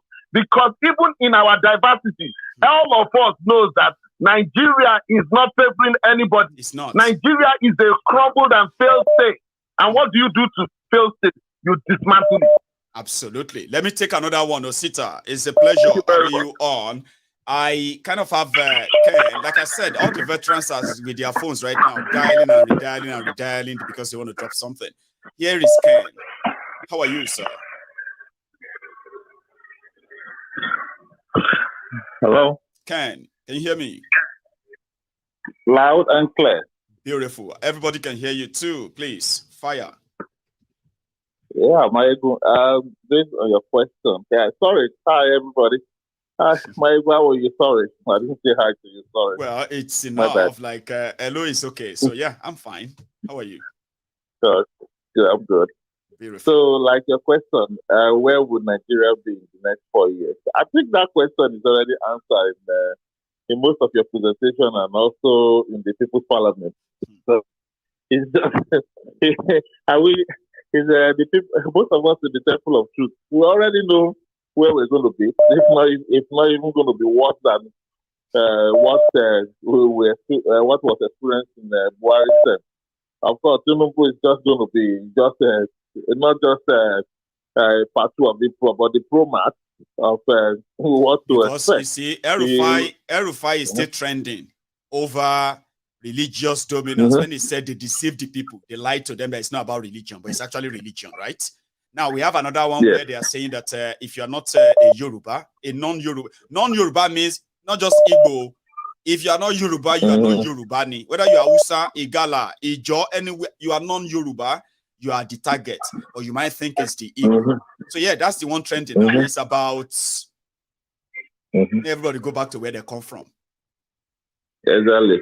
And if you remember during the parliament session, remember I said that what is the point of it's talking about Nigeria, this Nigeria, that when the issue, one of the burning issues that the constitution they have is a joke. It's not a joke that everything written on that constitution is already in favor to these vampires and these demons. And look at it now. Tinubu now, they declare him as the president. They sworn in. Then the demons, the vampires, the witches and the witchcraft, all of them, what do? They start coming together and to congregate. They came to congregate in the Aso stupid rock. And then you have somebody like, I mean, check this out, but look at somebody like Ibori. I mean, you can be freaking killing me. Ibori coming. So I only God knows what is in fact. So coming back to your question, the reality is there's nothing in there. Nothing is going to come out of it. It is just the same, or if not even getting worse. So the so-called Lagos Sababoku, all of them, all those people supporting them, no problem. They are going to be here. Hopefully, they will come up with another to make it fast. Please pass the law fast, Abby. So we'll see other places where they will start theirs from, and the whole shopping will start. Everybody go back to where they come from. Go and be indigenous of where you come from. So that's, on a final note, the thing here is this: is that I think most of us in the Temple of Truth, we already know where it's going to look like in the next 4 years. He said it. So whatever us is just, including you, is just to sit down, and enjoy the show, Let them continue to shoot themselves on the foot, and then we'll enjoy the show. There's nothing there, Maiyegun. So that would be my contribution. Thank you very much, Ken. That's Ken. I have another person on the line as well. Here. Hello there. Yes, sir, Mr. Maiyegun. Yes, sir. Air Force One again. Can you hear me? Because I can hear you. In case if you are still wondering if we are connected or not, you are already connected. So, how are you doing? Yes. Yes. Hi, how are you? I'm very well. Thanks for asking. Go on. So, nice show today. Very informative and also exposing all the ugly side, the ugliest, the evil agenda of the so-called elite. But you know, this morning while I was taking shower this morning, a thought came to my mind, and I was thinking. I said, "Wow, the thing came and basic wealth, basic wealth. See, every nation has basic wealth. Okay, and when I say basic wealth, it's not like probably they have to be giving people, 1 million naira every month, every season. Our basic wealth in Nigeria are resources for every nation. Okay, that's our basic wealth, and that is why people think in Nigeria, all the young people like us, with the youth, like probably one witches or wizards is in our house, in our lineage. Somebody is holding down our destiny. Somebody is wanting us not to prosper or succeed. But it's actually the wealth of the land in the wrong hands. Yes. Because years ago, a friend of mine told me something about the Saudi Arabia, the Saudis. I don't know, maybe they call them Saudis. I don't know. The Saudis. When they come to US to study, once they finish, they are going back. They go back. They never stay. They go back. So imagine how many graduates that we even have. Some of them, whatever they even taught them in school, they didn't even remember anymore because they can't even get a job to practice what they do. Now, to the Igbo people and the new law they are trying to pass, I have message for Yoruba, any Yorubawa,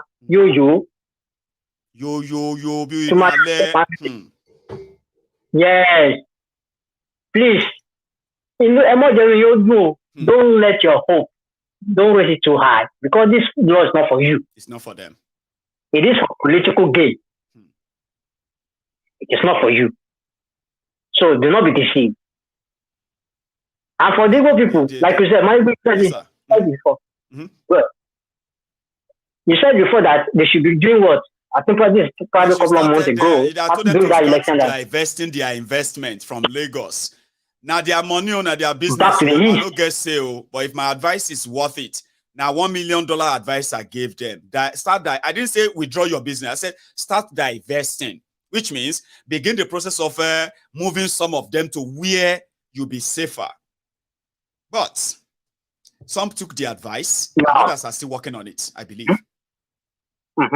Yeah. So, remember when you said that thing, that the people were wondering that what is he saying? Why is this guy so divisive? Or I know some people will be thinking that way. Even some people will be thinking that you don't want us to make our business in Lagos anymore. Now, imagine whoever think they will be thinking of passing any law or making this service law, this evil devil internet law. They didn't see it coming out. So, I said it. I said all it will take is for them to make it and say your market, this market, Alaba market. In fact, what happened now is that we want to reallocate the land. We want to redevelop it. Here you get. So those who are ready to play ball will return. Majority of you will have to be gone with all your businesses. And they can do this without thinking of the destruction. Some said, Maiyegun, they will never try it. I said, oh, really? You don't have no idea of what these politicians can destroy for the sake of their ego. They are about to embark on it, sir. We'll watch. Yes. And one more thing. Now, regarding the just regarding what is that? The court, whatever the tribunal they were doing. Tribunal case. See, I told people before to manage their expectations, like manage their mental health, whatever, very well. But let me tell you something. Yes, sir. It is going somewhere. I don't know how it's going to end. It's either it ends tragically. I'm not saying some people will die, like violently. Or it's going to, let me say violently, or they will just find a way to silence the Nigeria again, like they use, like being timid. That moment, because they know you will feel like something is going to happen. There's somehow, and nothing. Everybody will just be like, you know what? Let's just swallow it again. and swallow it again, and swallow it again. Time will tell. Sir. Because that question you were asking about INEC staff to come and testify, and they were opposing it. Yeah, you see, Obi, one thing I'm just trying to say, because when you remember Obi was, they ditched Obi a couple of times during his governorship. I remember. And he won again. They won those, I think it's 2 times. They won the case. Yes. In fact, So, it's 3 times. I think the first one, he won his case in court. When he got in, few months after that, they impeached him. Yes.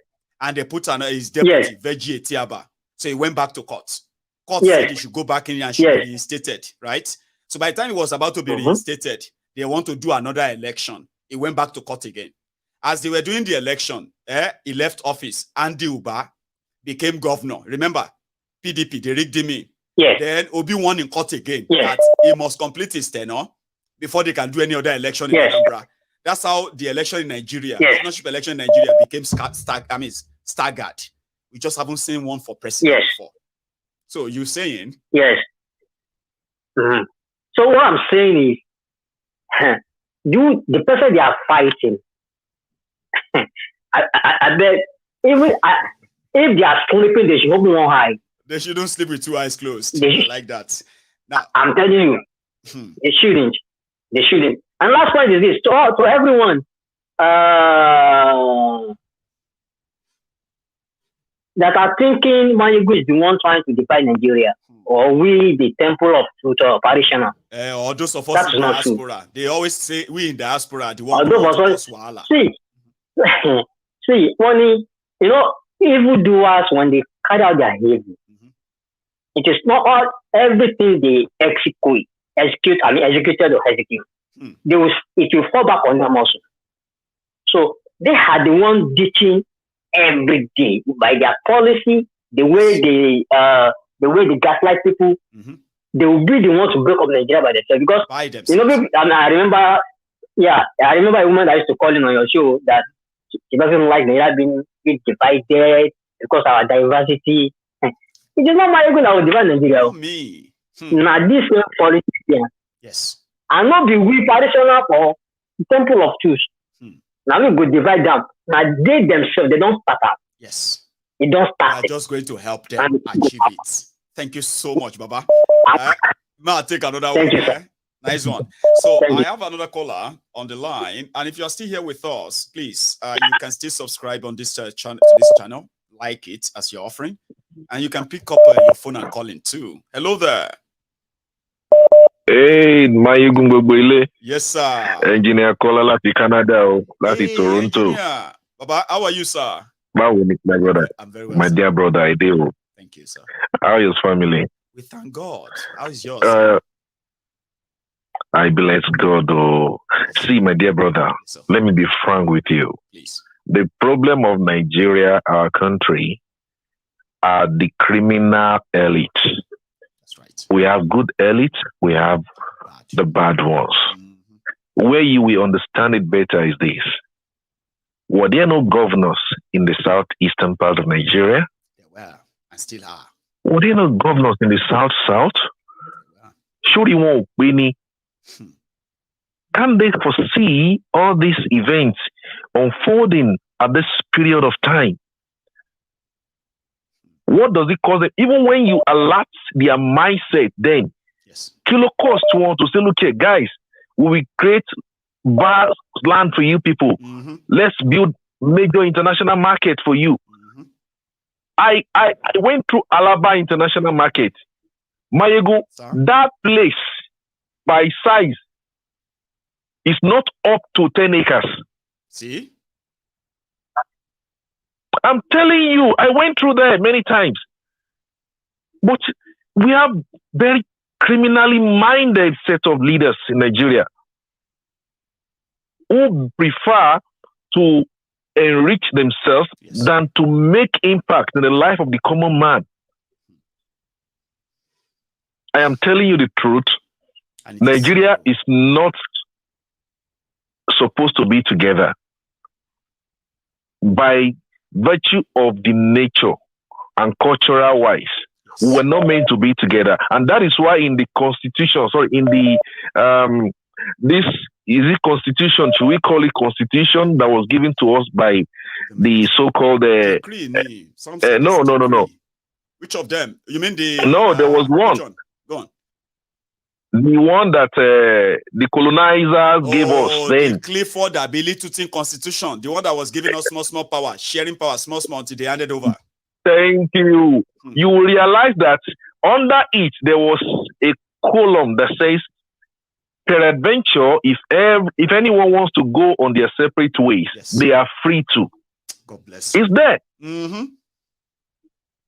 It's not erased up to now. But the fact remains that engineer, no wonder Afenifere is asking Tinubu to shelve 1999 constitution and go back to that of 1963, because in it lies what is causing problems in Nigeria today. Ability to live. They will never go back to it. They will never go back to it, because that is the original constitution that spelled out our different cultural vices.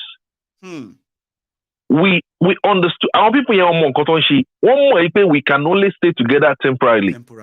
They know.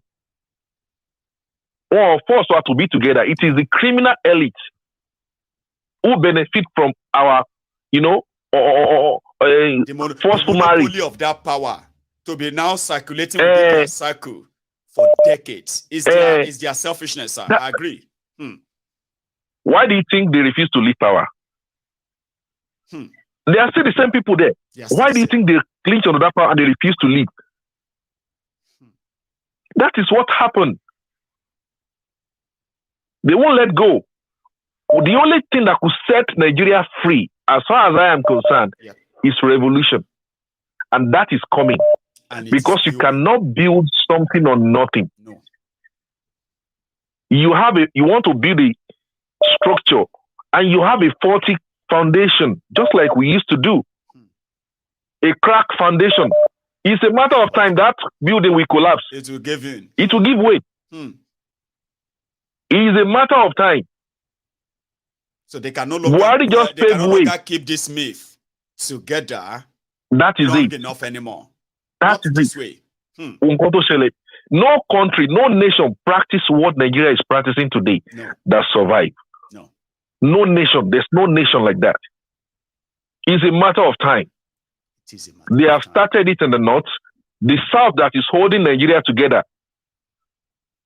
as a state and as a region is now going to be the target. And once anything happens to a region in Nigeria like that, Otilo, thank you so much, engineer. Let me take another one, sir. It's such a pleasure. I'm a pleasure to thank you, my brother. Thank you, my dear brother. All right. That's an engineer caller from Canada. And yeah, the voice is clear. The shoe shine. The face show. I have another caller. Hello there. Maiyegun General. Yes, sir. How are you? I'm okay, Maiyegun. Good evening, good morning, wherever you are now. Whoever that is listening to me. Baba. Yeah. I would have been angry this night because I've tried so many days to call in, honestly, but I couldn't. I don't make it. But it's okay. It's one of the things. Okay. Right. Good enough that you finally got in. Yeah. So Maiyegun, I'm Austin from Germany, like usual. Tonight I wanted to be listening to your topic. I really wanted to make any comment, but it come to a point where I couldn't resist it, yeah, definitely. It was very difficult for me to say,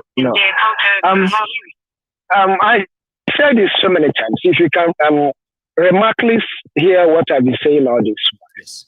I say it all this while that Nigeria is not for the Igbos. However, anyone wants to think about it or believe it or talk about it, it's my opinion. I mean, that is my opinion. Sure. I mean, with other evidence to show for it. I have said it many times too, that Nigeria doesn't want the Igbos because even the Igbos know that Nigeria or these criminals doesn't want them. But Baba.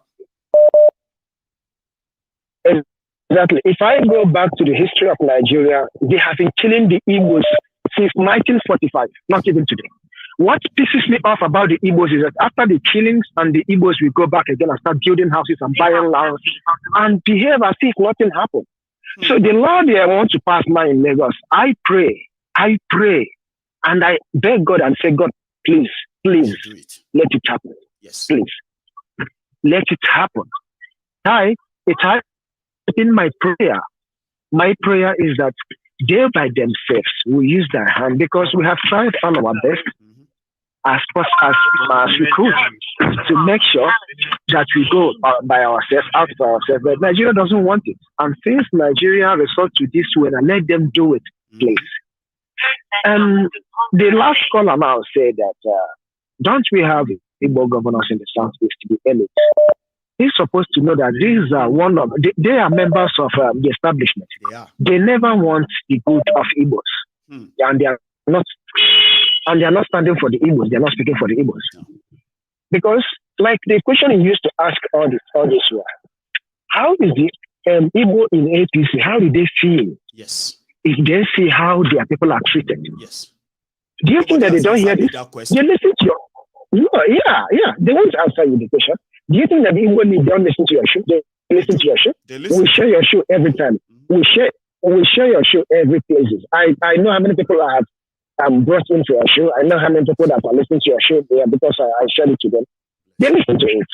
Even in my state, the addresses where I come from, I come from the place where the kind of person.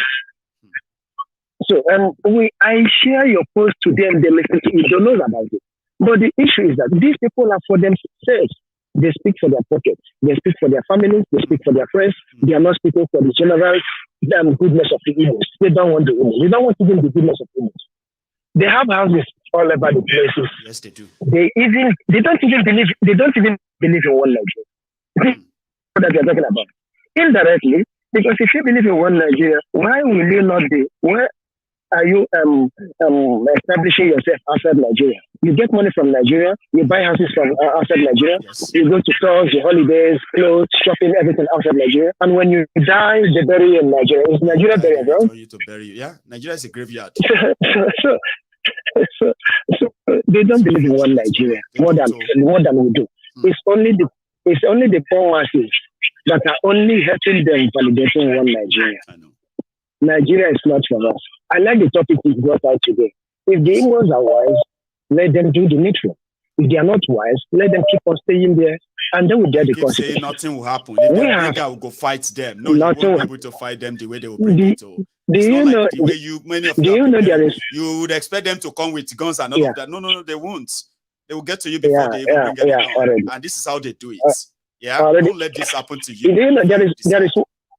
There is one word you said this night. That touches me so much. You said, the Igbos that are pretending nothing is happening, they will say it. Yes. They will definitely say it. I hope it will definitely happen. My prayer morning, afternoon, and night, please God, let them carry this. Let their properties in Lagos. Yes. It's unfortunate, but someone has to pay the price. Something needs to motivate, especially this generation of Igbos. Exactly. Yeah, something needs to motivate them. Exactly. Even though we don't want it this way, we're not in control of anything of this. Yeah. But they are in control of their own destiny. Like you said, yeah. You think it's nothing, well, it is nothing. Definitely. I'll take another one, Baba. Yeah, it will definitely happen. Yeah. So I have another caller here. Hi, Maiyegun.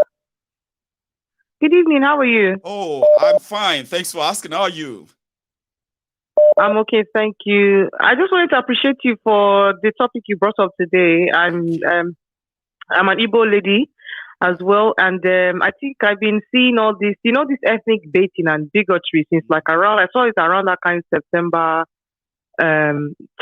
December time, right. And I started raising alarm about it to the people around me. I'm so glad you raised it because I feel like, and this is also for to Igbo that are listening, that we need to start to invest at home. Even me myself, after seeing what I saw yesterday about the bill they want to pass, I quickly have to call the lawyer to say, please, what are my options? Yes. Let me know what I can do, because a lot of people underestimate and say, oh, they will not do anything.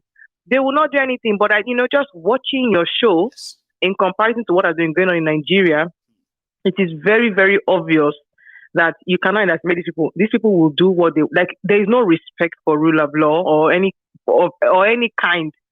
So let's not. I don't want the Indigo that are listening. Don't take it for granted and say, "Oh, they cannot do it. I have to see your fool." There's nothing. They're happy to give it back to the indigenous of the, of Lagos. So I wish and I pray that my people will carry their load and go back home. Let's go and develop our if it's not that easy, because we all know that relocation is not that easy. Okay, what we are saying is that, listen, you know what you are worth. You've been living in Lagos. Yes. If now one house you built in Lagos, you know your worth. If your business is in Lagos, you know your worth. There's nothing bad now.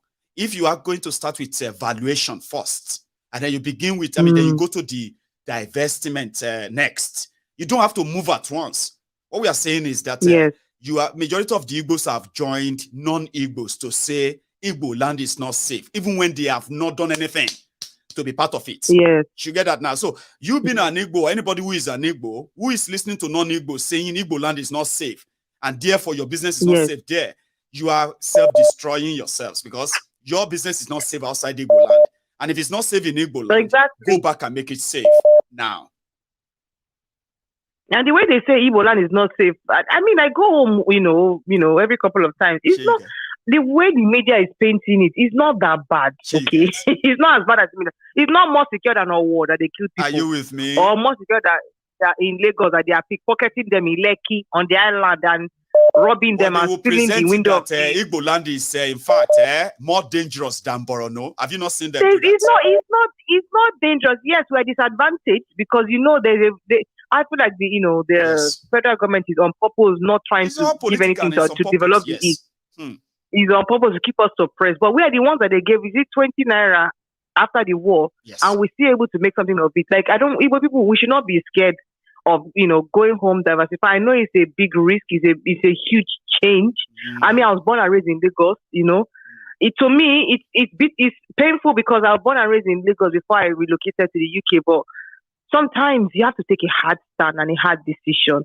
Okay, so this is the time, because I'm not taking people for granted anymore. I'm just trying to strategize myself and get out. There's no rule of law again, so let's just excuse ourselves. Are not legally protected in Nigeria, and I actually am saying this not because I want you to think I actually care so much about you that much. No, I care about myself because I know something.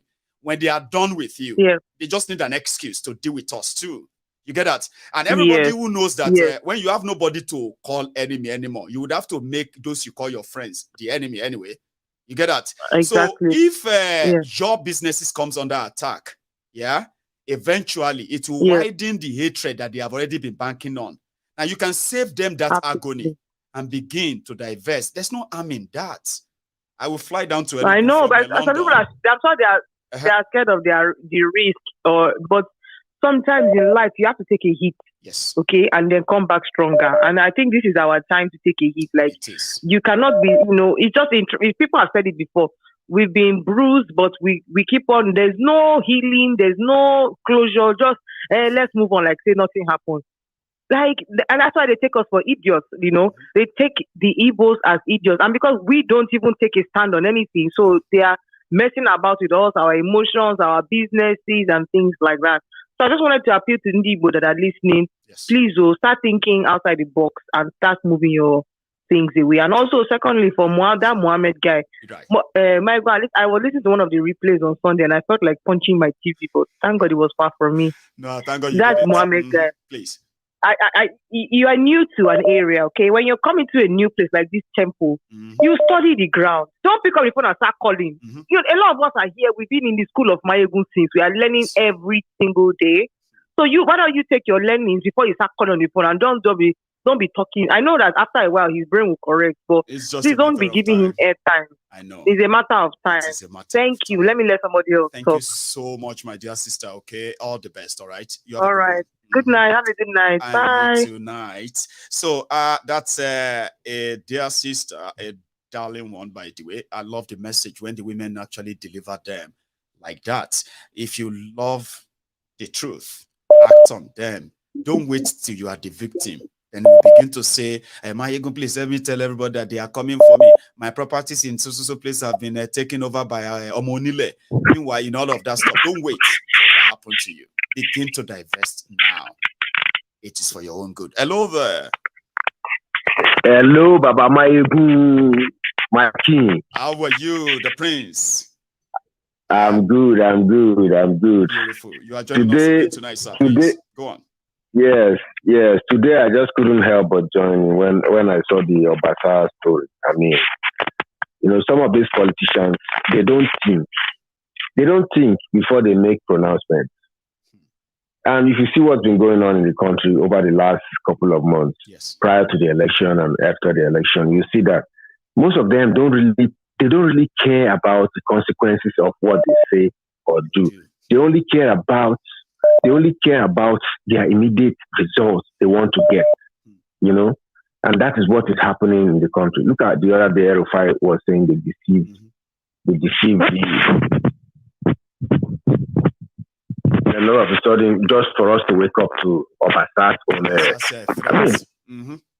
just look at the trajectory. But I'm telling you, which kind of country is this? This country is overdue for coup, honestly. But the military is also compromised. It's compromised, and in fact, what I see is that the military is the ones dictating. They are the ones dictating the pace because Tinubu was never a military officer. So the military are the ones in charge. Military leaders, the service chiefs, they are now businessmen. Can't you see them like, these are multi-millionaires now because they are service chiefs. Yes. There are some things that don't really make sense, but nobody is talking about it even. We are just focusing on the political. The things that have happened. When did they start discover oil in Lagos? We don't still understand because when they put those oil pipelines that went through Morocco that they want to go and, so that is the business that these military people have solidified with the politicians that they don't want. That's why they don't want the country to break up. And at the same time, they are continuing this rubbish. Because now Dangote's refinery that was built in Lagos and they are making law against non-Yorubas. They are not even following it. Exactly. So Dangote is Yoruba or is safe. So Dangote will be like, I am safe. At least I am safe. I am their friend. One day, they will tell Hausas to leave. And Dangote will begin to go on. They don't think at all before they make pronouncements. Just focusing on what they want to get at that moment. Yes. Dangote himself will not. Can you remove the refinery? How big that refinery is? We'll chase him. We'll chase Dangote across the border. Don't come back here again. We have taken over. Don't come here again. Your refinery is now our and that's it.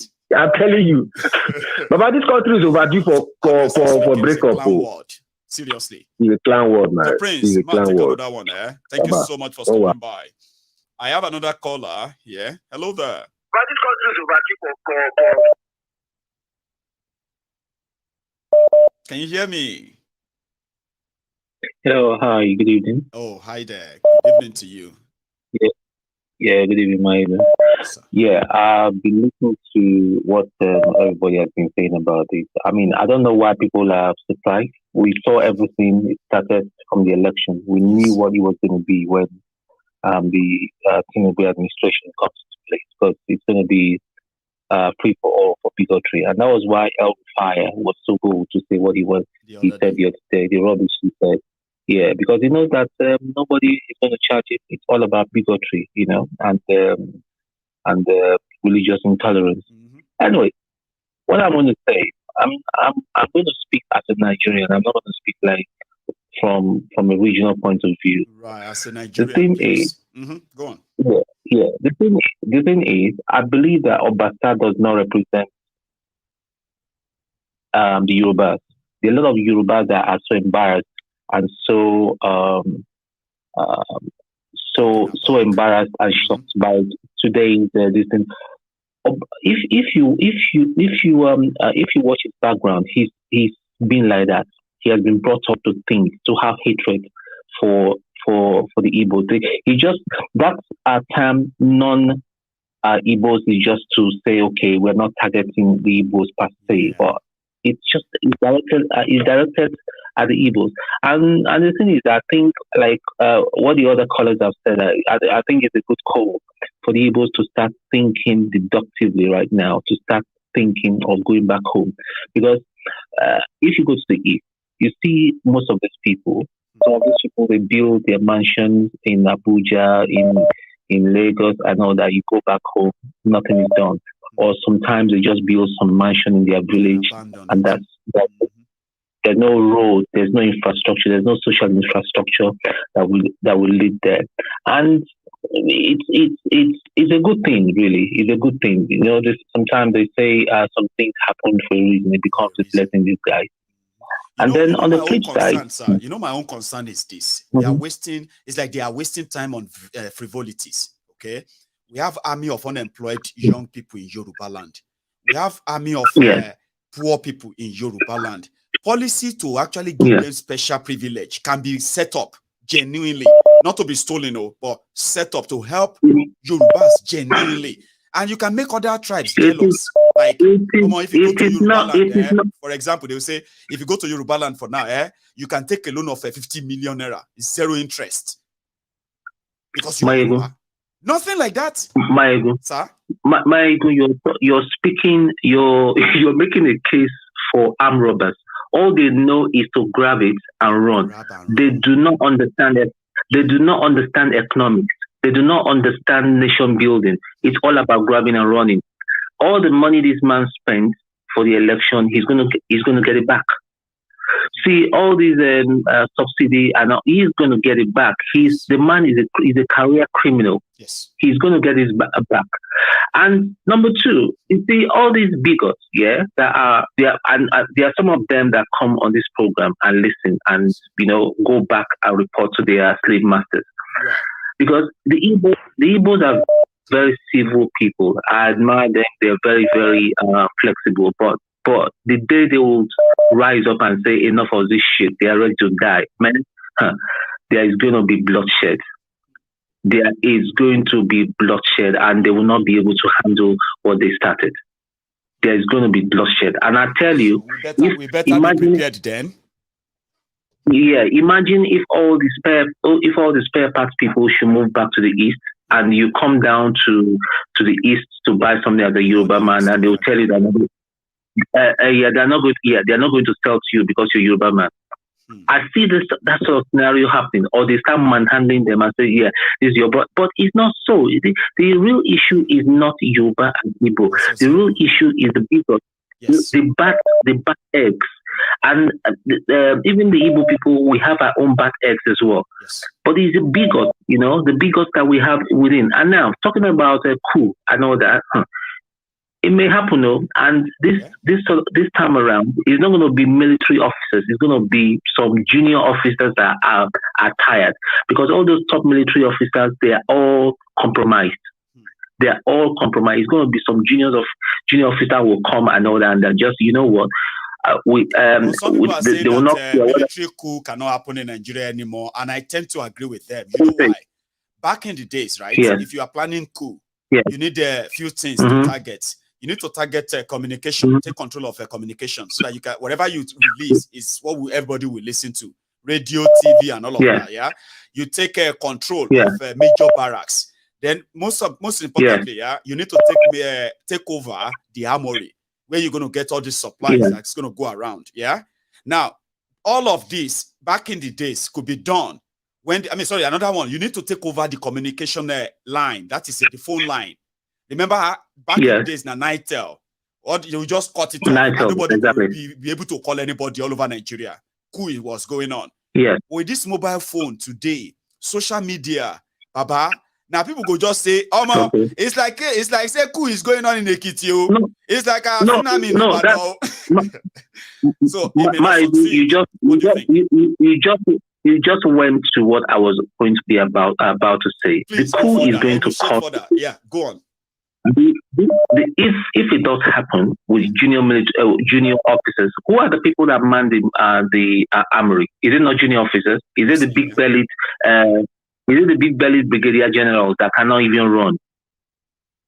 They are managed by junior officers. The junior officers are suffering. They are not happy. It's the big people, all the big people. Do you know how much Tinubu must have given all these people so that he will feel safe with himself? Must have given them millions. The junior officers are not happy. They are suffering as well. They are not, like Obi would say, they don't have a separate bakery where they go and buy their bread. Everybody is tired, and if anything should happen, that is what is going to spark the revolution. Because people keep saying revolution. Revolution involves, unfortunately, it's going to involve bloodshed.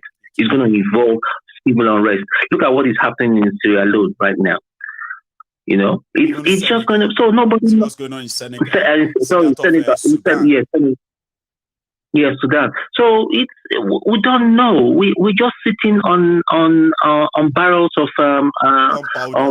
gunpowder right now. Yeah, anything can happen.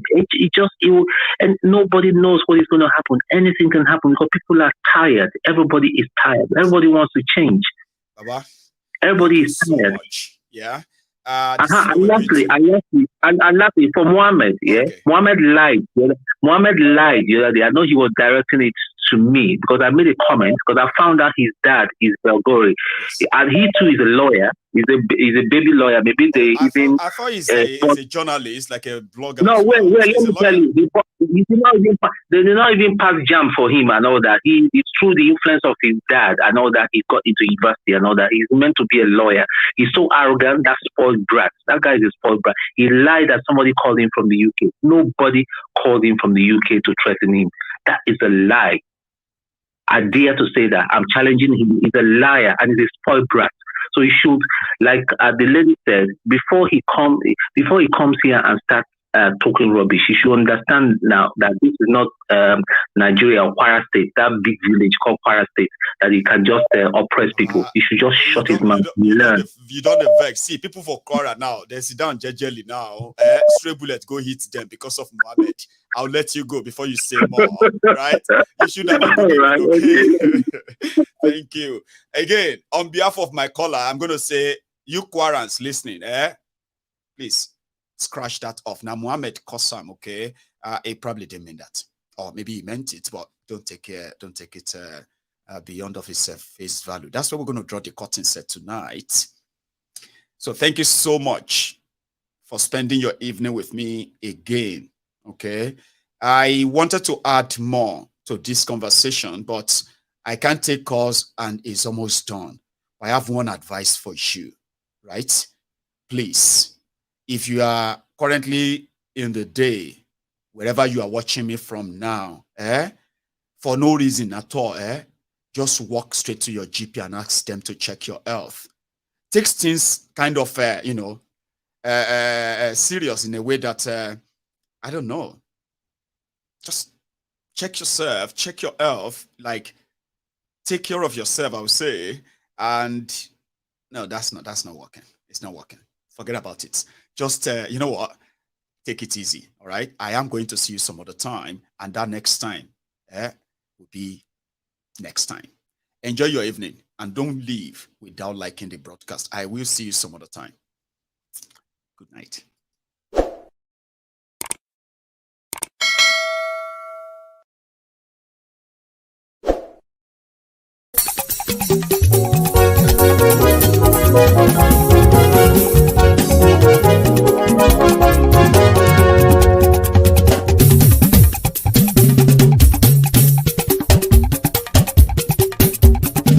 Maiyegun làwa mọ̀ làmọ̀ tó dòdòdò. Maiyegun Diary, Maiyegun #1. Maiyegun làwa mọ̀ làmọ̀ tó dòdòdò. Maiyegun Diary, Maiyegun #1. Maiyegun ti dé o, ọ̀rẹ́ ara yìí. Maiyegun Diary, Maiyegun #1. Lórí Facebook, lórí YouTube. Maiyegun Diary, Maiyegun #1. Gbogbo bó ṣe ń lọ ni Maiyegun já wa sí. Maiyegun Diary, Maiyegun #1. Àṣírí ọ̀jẹ̀lú kì í bò níbẹ̀ o. Maiyegun Diary, Maiyegun #1. Bó bá ṣe eré, àní Maiyegun máa wí. Maiyegun Diary, Maiyegun #1. Ó sì tún ṣe eré, wàá gbọ́ níbẹ̀ o. Maiyegun Diary, Maiyegun #1. Maiyegun Diary, Diary Politico. Maiyegun Diary, Maiyegun #1. Godfatherism, lọ́rọ̀ Maiyegun. MaiyegunDiary na him be number one. Ẹ farabalẹ̀ sẹ́ o kẹgọ́rọ̀ lẹ́nu o.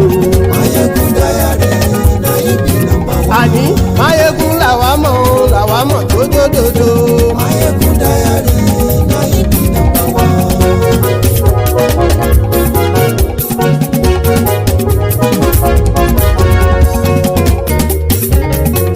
Àní ẹ̀sùn ràkì. Maiyegun ti dé. Maiyegun ti dé. Ọ̀jẹ̀lú ẹ̀sùn ràkì. Maiyegun ti dé. Àní ẹ̀sùn ràkì. Maiyegun ti dé. Lórí Facebook. Maiyegun ti dé. Àní ẹ̀sùn ràkì. Maiyegun ti dé. Lórí YouTube. Maiyegun ti dé. Àní ẹ̀sùn ràkì. Maiyegun ti dé. Bọ́ bàbá gbé wúrẹ́. Maiyegun máa bí. Àní ẹ̀sùn ràkì. Maiyegun ti dé. Ijó ìgbádìyẹ. Maiyegun máa bí.